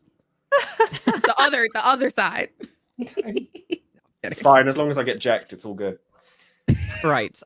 So we're gonna move on but obviously we're all very, very excited to see how Rebirth plays out, no doubt, and what direction this goes in. Val, we definitely need to have a talk at some point to when you finish the game, just to see just generally what your thoughts good. are on everything, considering Me that you have too. no context of the original. That's Actually gonna really be fun. because I love the remake. Actually, I have a special emotional attachment to it because again I streamed it. I got to kill Sephiroth with the Fat Chocobo. It was great. So I'm deeply attached to the current version. So it's very interesting to see people who have that connection to the original be like, I'm scared of Rebirth. I'm like, Rebirth could go wherever it wants to go because Yeah. I don't know the Mhm. original. I'd love to And get your thoughts when that's you a finish valid it. experience too. That's awesome. Yeah. So it's kind of 100%. fun to have the full like dynamic just- there. Along for the ride at the moment. It's I'm it's a just roller vibing. coaster. They're all Perfect. cute. Perfect. It's fine. And Uh, it's important as well for everybody to remember that you can only ever enjoy a game like that for the first time once. Yes. So you That should part. experience it your way. Screw what everybody else says. Don't go to the internet and let anyone tell you how to play your games. Your experience is what matters, Yes. mhm. because you Yeah, only watch get that Advent experience Children, once. then play the prequel Crisis Core, and then play. Yeah. Oh, my heart, my poor heart. Okay, so I'm gonna blow your mind real quick. Well, not even blow your mind, but you think Bull Market is better, Josepher, in the remake? I came to I only realized this recently, but the three heads of that town are complicit in sex trafficking. Oh, They're so it's not meant to cool. be a nice 100%. place. Oh, yeah. They're so cool. They're It's such horrible. cool people. And I was like, yo, they're It's not a awesome. nice And then I place. realized I'm glad you said something There's- because when I was playing that, I said, No, I'm saying that it's done better than the original because at the end of the day, it's not meant to be a nice place. It's a slum in a city that's run by the capitalist horrendous overlords. It's meant to be bad. but even the queer characters are like, yeah, let's get you gussied up so you can be a potential sex trafficked, cross-dressing individual. didn't I say don't it know was a how I nice feel place. about that. I It think was- I think the look of it where I was just like, oh, because when I finally realized like where we were at that point, I was just like, oh, we're here. And then I was just like, and then like kind of like the nostalgia of just like, you know, the music and everything. I was just like, oh, what? Like they really did it. Like I don't know, like it's. But suppose- yeah, when I was just like, ooh, this. I suppose a better way of putting it is, would you have taken the Don Corneo section out entirely? Because yes, I understand what you're saying, but we're sitting there talking about like retaining the essence of the original. Do you not think that perhaps people would have something to say about that if they did? Oh, and would you agree with it if they did? Could you? Oh take no, that I want out? I want my cross-dressing Cloud in any form whatsoever. Like I need my boy. Yeah, but the whole basis of the cross-dressing Cloud sequence is that he's being trafficked to Don Corneo.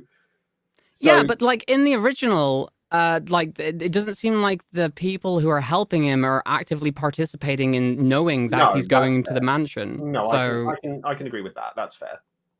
mm. Now I'm gonna be So thinking, I'm like, can you just remove that whole section and the game still be fine? That's why I thought I'd ask, because I'm not saying that it's right or wrong, but I just wonder, and I'd be curious to know what other people think. Like, do you think that the I'm gonna game message would my brother benefit right from now. that section not being there, or do you think it would detract from it? Hmm. I think because it's one of the few moments of queer representation that I had in the original, in terms of like it was an eye-opening experience for me to see a male character like even messing around with feminizing themselves. If that had been removed, I would have screamed and I would have gone to the Square Enix headquarters in Japan, and I would have shared some stern words that they wouldn't have been able to understand because it would have been in English. That's a better way I can think to put it. If they were to remove it or to change it in a way that would be appropriate, do you trust the development team, knowing what we know about other projects, 16, No, to No. do that? absolutely not. Exactly. I was gonna That's say if you what I'm could like. remove that and add an equivalent where you still get that representation, but I Yes, don't. that Like would you have said, been I a don't. perfect scenario, that. but I just don't think that was ever likely to happen, unfortunately. Yeah. But I will say, like an adjustment. I'm sorry, me. I know we're so over time. I just No, so it's okay. Final Listen, Fantasy. listen. Potter, I'm let's more go. worried about taking up your time. We can go as long as you want. I do appreciate how more human Barrett feels, because in 7 I personally felt, and like, and this is, and me and my brother, like, so I mean, again, two Black individuals, we have two different opinions. I did feel like he was a bit of a caricature. And Yeah, Cam was like, he was a "But Cam," stereotype. he was I like, can he see was that. like, he was like, Mr. T is cool. I was like, I never said Mr. T wasn't cool. Mr.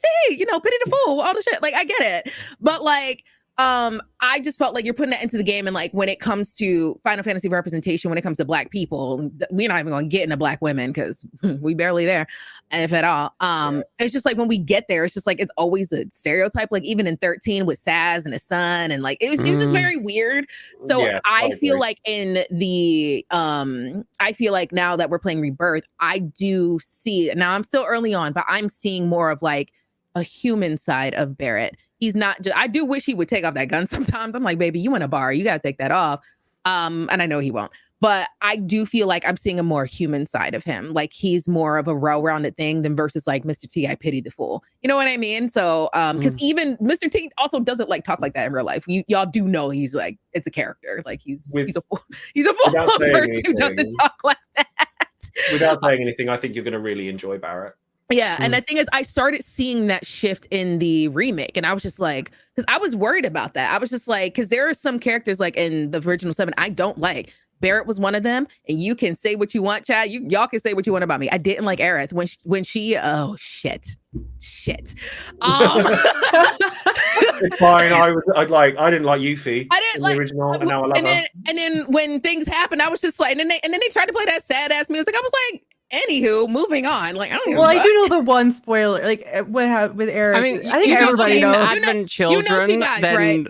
You know she's dead. Okay. Yeah, Yeah. So everybody knows that one. when Era died and they played that sad ass music, I was like, I don't give a fuck. Bye. That was spoiled for me as a kid, or by a kid. Oh, on really? the What? Yeah. I feel like Oh, at this that's point terrible. it's the I am your father of the gaming. Oh, yeah. world. Okay. Okay. Okay. That's fair. That's a good comparison. Yeah. So there's a meme version where someone named Cloud Cool. Was it Cool Ranch 420 or something? There's like a meme image version of that moment, and that's all I know of it. That's I in my OG playthrough and back before I played remake, her name I renamed her to Sheath. So that was how that went for me. Yeah.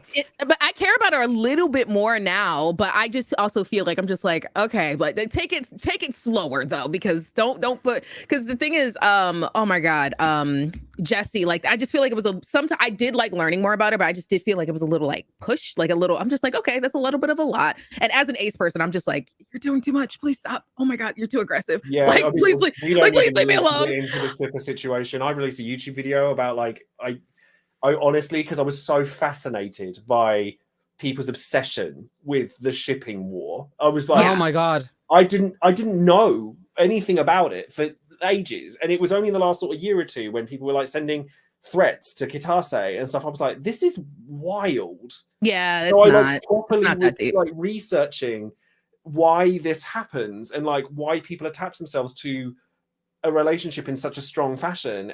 But so I kind of felt like when remake they were kind of like pushing Jesse in that one to be like a third. Yeah. And I'm like, can we? There are other types of relationship. Yeah. Yeah. I think like friendships are beautiful. Best friends are beautiful. Like it's okay. And we all know Sephiroth and Cloud are like lovers. So like, let's let that go. yeah. There's Oh. nothing. There's no sharing. great explanation for how those two interact. There's so much sexual tension between the two of them. Zero. It's so Like, good. I'm like, can y'all just fucking get it over with? Right? Jesus. Oh, bleep that. Sorry, I don't know, because I know you put this on YouTube. My bad. It's fine. It's fine. Don't worry about it. Yeah. Okay. So we are super over right now, No, but I over. just really want to ask what everybody's opinions of Crisis Core as a game is before we wrap Liked up. it just fine. It was great. Zach, cute. I See, like this is the difference between people who've played the original and people who haven't played the original. You liked Crisis Core. I think it was fine. It was fine. I don't. It exists. It's a game that you can I go don't- buy, and Character's it's cute.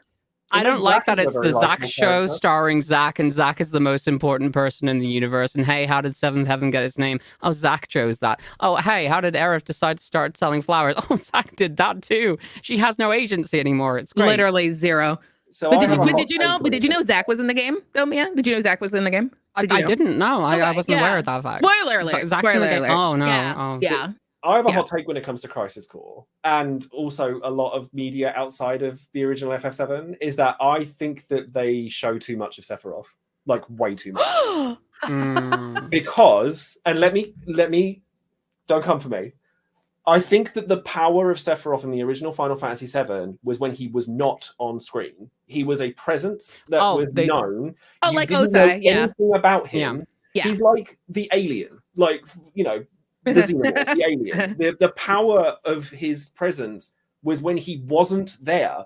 So when Crisis Core makes him super sympathetic and, you know, makes like it tries to like over explain everything, I'm like, I get that people want to see more of him because he's this icon and that, and I have no And problem he's with hot. it. Well, that too. But I wonder if it dilutes his character somewhat sometimes. I feel I like don't Crisis Core. know. I Oh, feel go like ahead, Crisis Mia. Core does. But actually, you know, you give your opinion first because I'm going to go into a slightly different avenue with that. Sorry, go ahead. I just think Sephiroth, like outside of my like unnatural obsession with him, I put him, and this is, please don't come for me. So actually, whatever, Star Wars fans can't fight. I put him like on the level of villainy as like a Darth Vader. Oh, absolutely. there is nothing about But him Darth that Vader to actually had the me same that can thing. that can dilute him. But I do understand what you're saying, like, because like when you said that like his in the Virtual 7, like he wasn't there, so he felt like his presence was just always like this It's overarching like a like thing looming over shadow, your head. which is the point. Yeah. Right, because like even in like Avatar: Last Airbender, we didn't see Fire Lord Ozai, we didn't see his face, we didn't see anything. We saw like Darth Vader. yeah, that too. Like we didn't see him until what, season 2, like midway season 2. So it's like that foreboding presence. Like, who is this big bad? Who? So it's like, I get it. I So get I'm what like, I get what you mean. Are they showing Yeah. too much of him? In remake, me, I no. feel like they definitely did, but I feel like they needed to do that for the story that they're trying to tell. Well, yeah, and if you're going to fragment it into 3 parts, what are you going to do? Put the entire first part out and not have Sephiroth in it at all? You can't do that. It's not going to work. Yeah. And like what would the final boss would have been rollable? Like I don't think anybody would have been It's like, satisfied no. with that. Yeah. But I will say, I stuff like Crisis Core showing that much backstory for Sephiroth and him not really just having that. He didn't feel like a character in Crisis Core to me. He was just like, he was just there. He's just a person. He's just like, yeah, set dressing. And like, I feel like that watered down his character. Now, if you get into the real information on Sephiroth, which can only be found in Ever Crisis. Where if you say Ever Crisis, I'm going to leave this podcast right now. I swear to God, Mia. The gacha game, Ever Crisis. I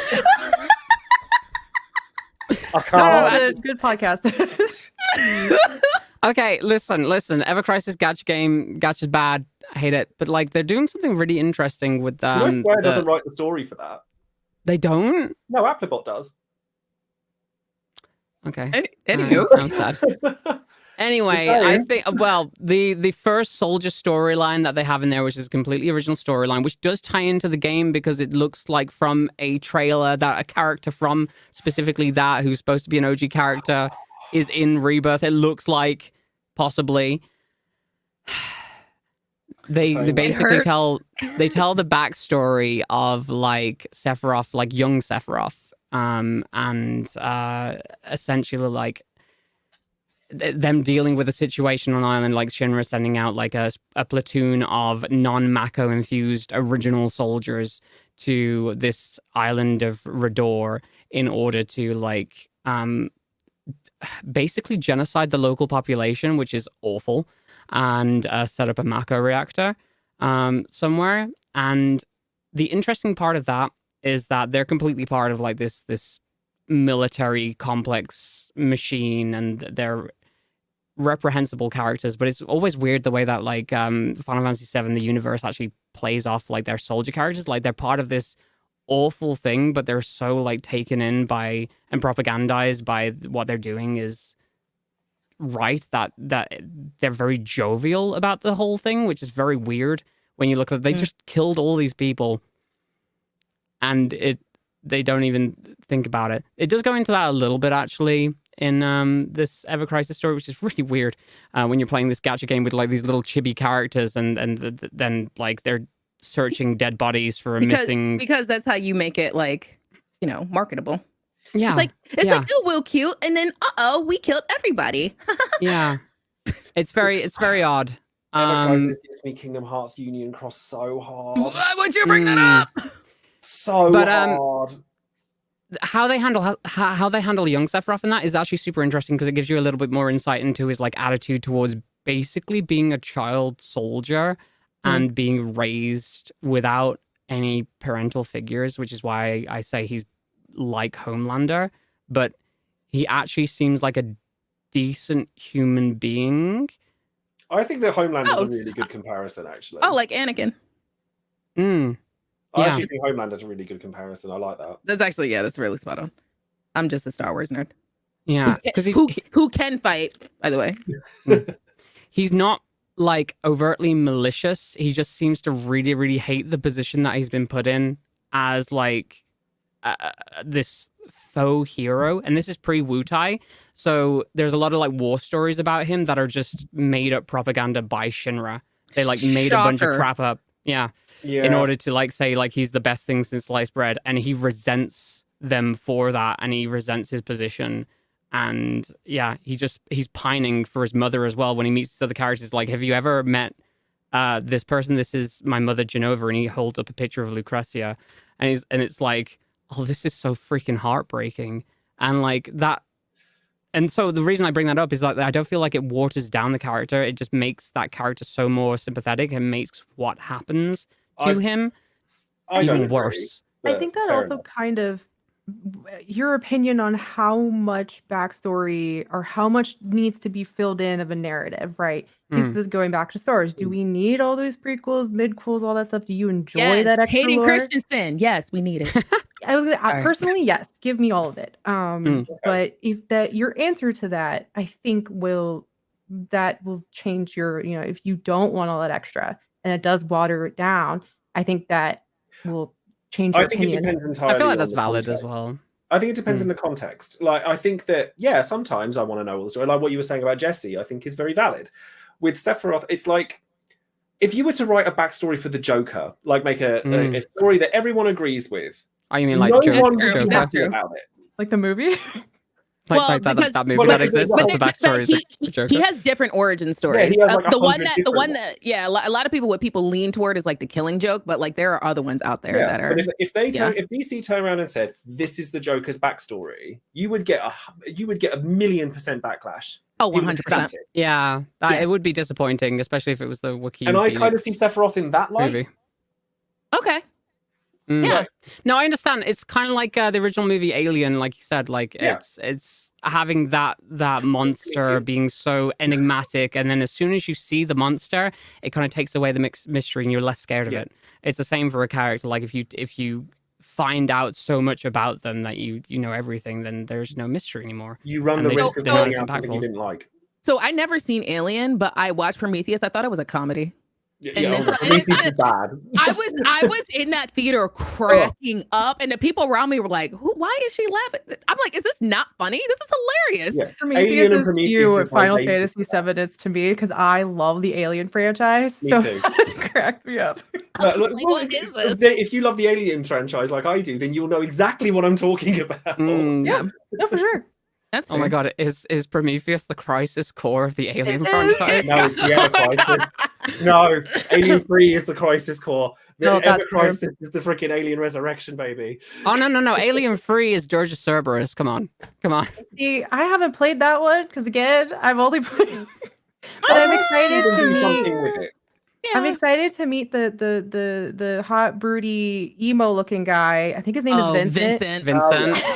Because all I knew of him from the movie, he gets like 2 lines in Advent Children. I was like, cool, this guy's like Hot Topic hot, and I love that kind of shit. So you don't own a phone? What, Vincent? You don't own a phone? What is I didn't actually at the time. No, I didn't get like a cell phone until I was 16, 17. So no, legitimately. Neither did he. Yeah. Yeah. I have a question, if I'm allowed to propose a question. Yeah. Propose a question. Sorry, we're way off track now, but let's just go for it. What is y'all's opinions of like sequels in the Final Fantasy Final Fantasy like franchise? Because I know because 10 was the first one to get a sequel, 10-2. Yeah. Correct. Yeah. So what do you think about like just expanding like the world of like a singular game like in the franchise and versus like a remake or remaster? Like what do y'all think about that? If there's enough of a world to be explored, then yes. See, I love 10-2. I'm all for it. Same. I like 10. I mean, when I was 12, 13, 10-2, Popstar Yuna, are you kidding me? Yeah. It's very magical, girl. Like I was, As an adult, I've yet to see a sequel exceed the original. Okay. Like, it's just never happened. Like, I actually really like Lightning Returns, which is a hot take. A lot of people don't like Lightning Returns. I like Lightning Returns. You're not alone. Yeah. But I definitely don't think it's better than 13. No. And I don't think 10-2 is better than 10. And I don't think that Advent Children is better than 7. No. I wouldn't know. Not. I wonder if it's like trying to be better than versus just expand on the world and that story. I don't feel like 10-2 is trying to be better than 10. I feel like it's just it's just an exploration of a different topic. I don't really see it as trying to be better. I guess I'm trying to look for my own Empire Strikes Back, Aliens I and don't I'm think not getting it. I don't think you're gonna get that. No, and that's Okay. okay. I love Maybe- 10-2. Maybe if Jordan Peele like does something, but yeah, I don't think you're gonna get Yeah. that. So this is how much that I dislike Advent Children. I want them in whatever third game is going to be the third game of the Final Fantasy VII R like trilogy. I want them to find a little small child called Denzel, and I want them to shoot that child in the face. Wow. But Wall Market's bad. That's bad. I had to. I'm sorry. There's the dig. There it is. I'm Oh. sorry. I can't with that kid. Like Yeah, I don't he like was who is this intolerable. Mary Sue ass character that just like seems like a self-insert into the Final Fantasy VII universe. Like I've seen all of his backstory stuff in other media as well, and I don't care. I'll happily have Kadaj back. Yeah, no, I like Kadash. I'll happily have cool. Kadaj back. Mm-hmm. Mhm. The crazy SOB. He's trying Yeah. his best. Shoot Denzel in the face. That's a good way to we can move on to our final section of the podcast now. What a segue. Mia, you're so ratchet for that. That's impressive. Get out of here. So, we are way over time, but we are going to move into our final section, which is our little show and tell section we like to call Show Me What You Got. So, all of our our wonderful guests today have brought in a thing to show off, and they're going to tell us a little something about that. So, we'll go in the reverse order this time. So, Val, you're up. Show Okay, me well, what I you have- got. I have two, mostly because my first one is just triple triad cards. But here's Mm. my secret: I've never played 8. I only played triple triad in 14. 14. Yeah, Mm. yeah. Same. And the NPCs suck and they cheat. But I They bought this do. for my Yes. partner, and I just think they're really cool, so I wanted to show them off. But the one that actually means the most to me, and it's broken, but is a carbuncle keychain. That's like a cute Etsy. Like carbuncle is super Aw. gorgeous. Cooperate with me, please. Thank you, camera phone. But again, this is me being sappy at my partner. I was in a not super great place and we weren't dating yet, and he bought me this because I really love carbuncle and like cute things. And that's how I was like, I think I have feelings for my friend. Oh no. And that's how we started Aw. dating. Aw. That's so cute. Oh my god. Wait, All so right, did you podcast play over. just out of interest, did you start as a summoner in 14? I did Or- actually. I was super confused. I'm actually like a gunbreaker main now, very happily a tank main for life. But I started with summoner specifically because Final Fantasy X and Yuna, Mhm. and Yeah. then also the carbuncle was irresistible. Mhm. I heard summoners changed a bit. It's changed It has. quite Yeah, a bit. it's Some They Okay. people dropped don't like the dots. change, but personally, I love it. Give me a Okay. head empty summoner for days. So We'll have to chat Yeah. about that when I return because I know I'm gonna be lost. So yes. All right, Confetti, you're up. Show me what you got. So mine is non-Final Fantasy related. I have been just again talking about working on my self-care and working on myself and things like that. So not just my mental health, but also like my physical health.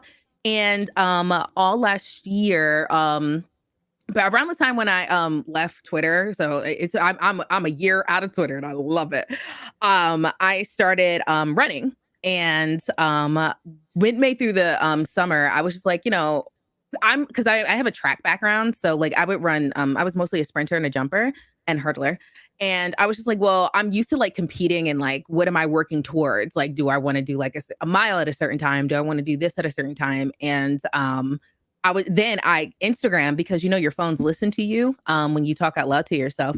I got an Instagram ad for the Rocky Run in Philadelphia.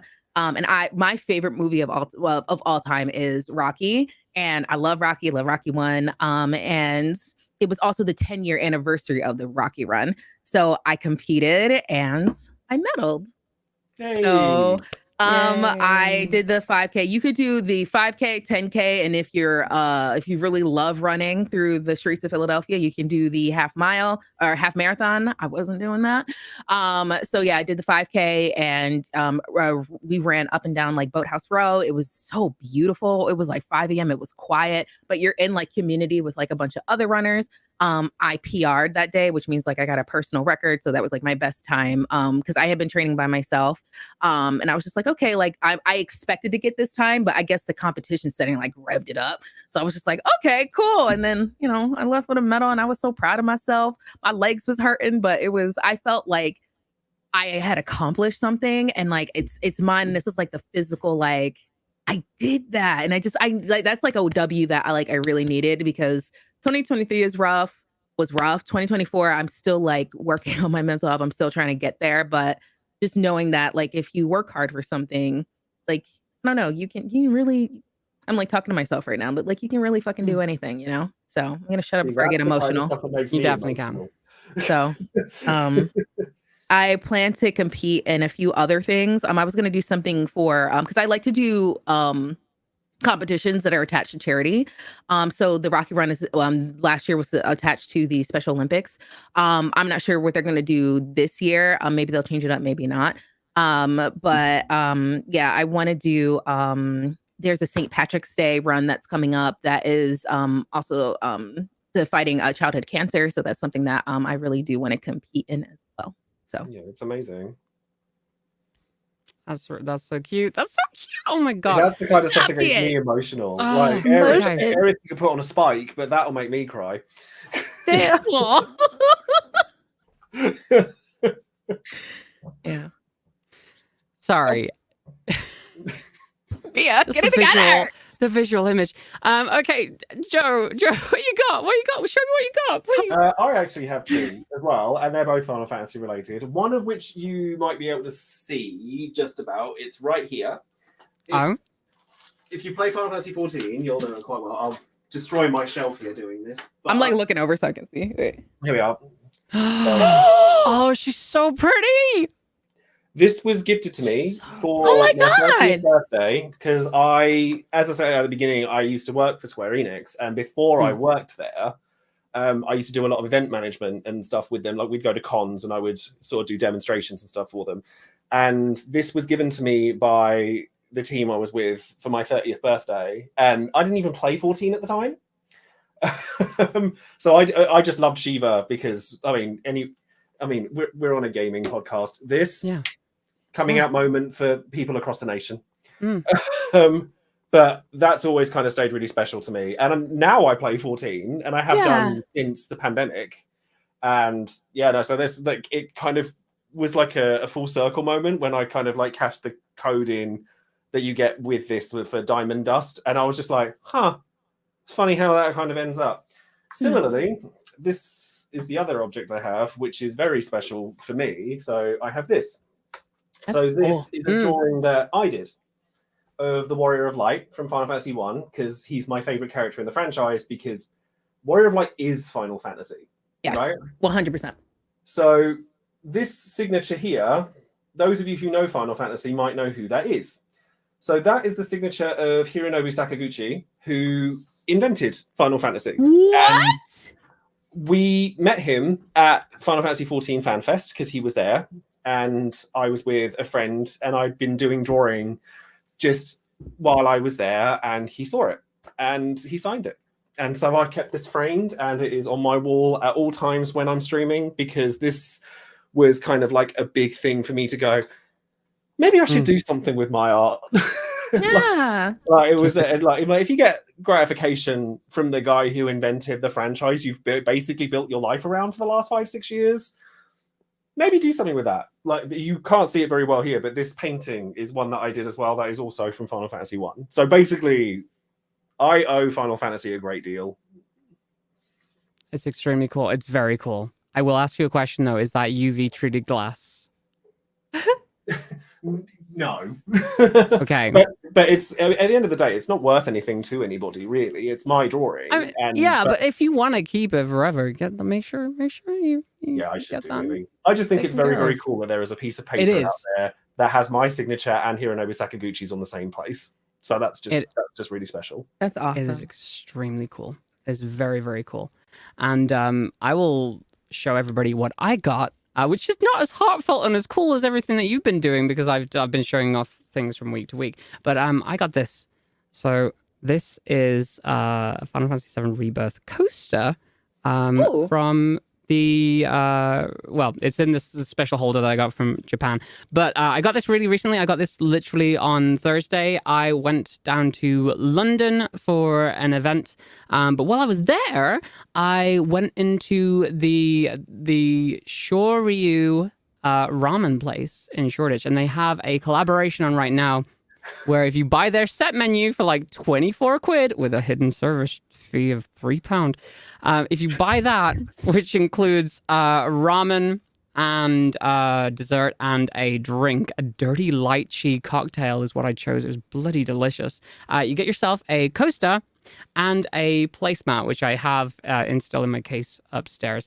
So yeah, I just thought that was kind of like really cute, and I know I've got that, and it's in the Square Enix Cafe thing that I got from Japan. That's so cool.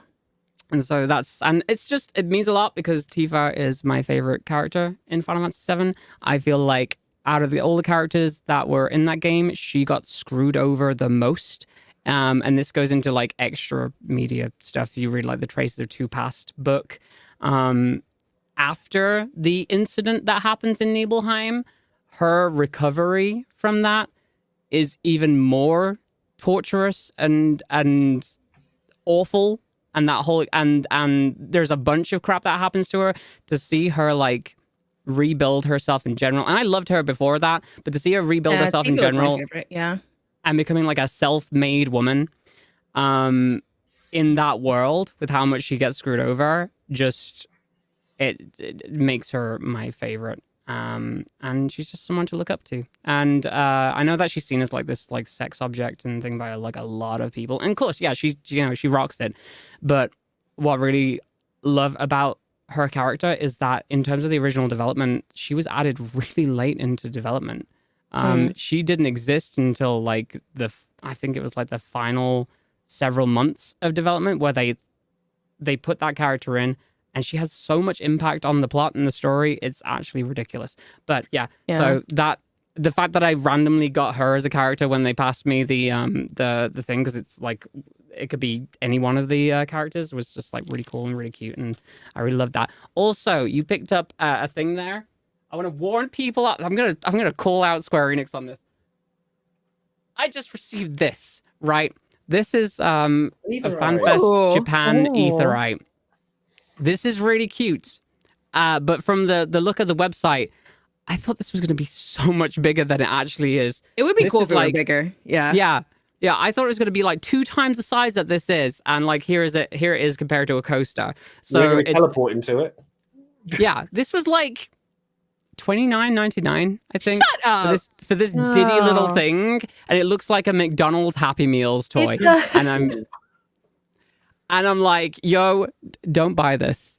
I'm showing you something to stay away from this week. But other than that, Square Enix, thank you for sending me 3 things, and please send me more things. Please. Tell them to send me things. I was gonna say I'll take Tell things. them to send me a life-size like thing of Sephiroth. Do Sephiroth. Yeah, did you go to the Crisis Core reunion launch party? I wasn't invited to that one. Because I didn't get to go to this one, but there was a life-size Sephiroth cardboard cutout, and someone stole it. I would have stolen it. I was gonna say, as you do. I would have stolen it. Somebody stole it. I would have been right on the train, me and him. What's fun about that is that's a life size. So like, someone stole that, but how did you let them walk away? That was the vision I had in my head. Who's getting on a tube with a dirty grey cardboard cutout of Sephiroth? Me. I'm doing that. Yeah. The only thing that I left with from the Final Fantasy VII Rebirth launch event was a Sephiroth plushie, which actually I've got here. Oh, let me see. This one, really cute. So cute. For so which much I have positioned because I got a bunch of them up there. I've got Cloud, I've got Tifa, I've got Yuffie, and I've got about Eric. Them? Look at the I know. body. But the fact that I won him from a claw machine is really cool, and I've now positioned him just like slightly above Aerith on my As you should. plushie shelf. As you do. So, mhm. I understood that just to reference. show his superiority and for no other reason whatsoever. Yeah. So, Definitely not. yeah. For anyone who's watching as well, if you ever get an opportunity to go to one of the concerts that are held, whether it be Distant Worlds or Crystalline Sessions, I think was the one I went to last week that was like a smaller orchestra, like it was like a string quartet and a piano to do Final Fantasy music, go. Just go. Need to go to a Distant Worlds one at least once in my life, very I've been badly. I need 4 it. Yeah, times. I wanna I've been go. 5 times.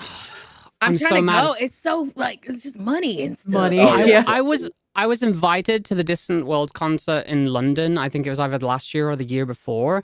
That specific day, the trains were on strike, so I couldn't actually get You're not the only transport. person who told me that, actually. Yeah, like I've had other people tell me that they couldn't go on that same day. I think it was last year. I bought my ticket to go, and I just if you've got to go, you have to go. Yeah, I want to go. Like that sounds like it would be I think Square amazing. Enix should give budget for us to go. Yeah, together. please, all thank four of you. us. Mhm. Just a Yeah. suggestion. Yeah, that'd be nice. Yeah. Okay, cool. So, I've really enjoyed chatting with you all about Final Fantasy today. It has been absolutely fantastic. Thank you so much for joining me on this episode. Obviously, we want to know who you are, what it is that you do on the internet, and where people can find your content. So, going around again, Joseph, tell everybody. Well, I'm pointing in yourself. the wrong direction. So my name is Joseph on everything. So if you want to come and watch videos on JRPGs, obviously including Final Fantasy, I stream a lot of Final Fantasy. I'm a platinum trophy hunter.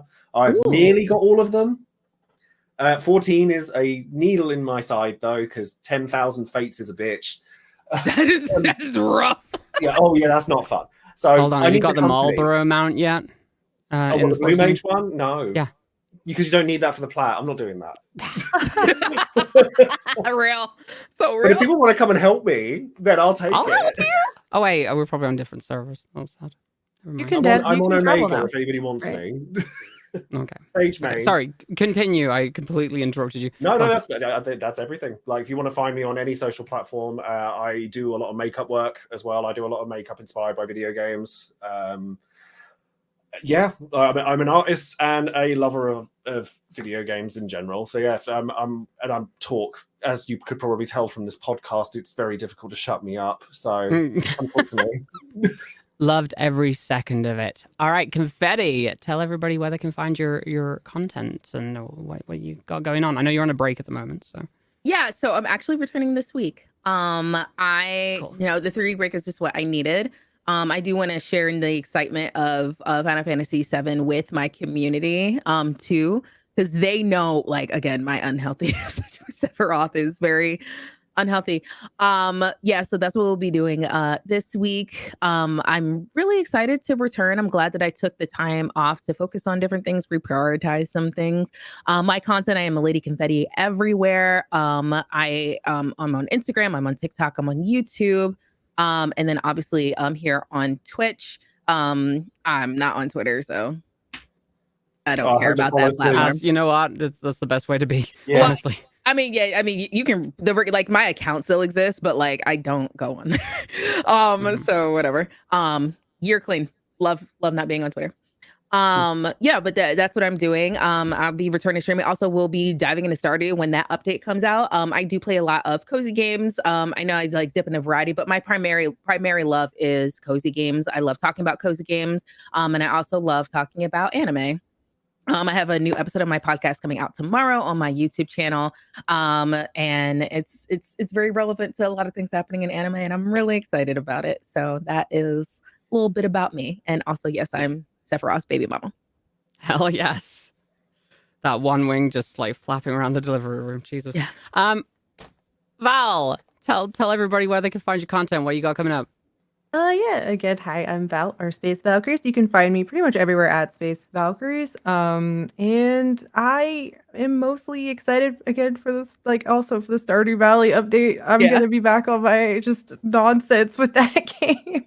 Never played it. But I since like I said, I am a disabled streamer, so I can only stream like 3 days a week for about 3 hours. I'm playing Rebirth for myself first, and then actually kind of prioritizing writing more because that's the thing that I love, and giving myself that space to write more. So go read my fiction under the pen name VM Ayala at Escape Pod or Translunar Travelers Lounge or Beneath Ceaseless Skies. But yeah. Absolutely. Y'all, this has been so much fun. It So really much- has. so much- Thank you so Just much like- for having me. It's been really lovely. just chatting Final Fantasy with you all is just like it's just one of my favorites, one of my favorite things, and I definitely want to do more like this in the future. Now, as for everybody watching, thank you so much for joining us on this episode of the Gaming Podcast Live. We're going to be back in 2 weeks' time for, I believe, we're having a VTuber special, so make sure you tune into that. It could be one of two things, but I'm pretty sure it's the VTuber special. In the meantime, you can follow Gaming Mag channel here on Twitch or the YouTube if you're watching over on YouTube, and make sure that you're subbed or followed so you don't miss any of the shows that we have coming up. And of course, you can listen back. You can find all the other gaming related content over at gamingnmag.com. But until then, don't forget to keep reading and watching Gaming Magazine, and we will see you next time. Bye-bye for now. Take care.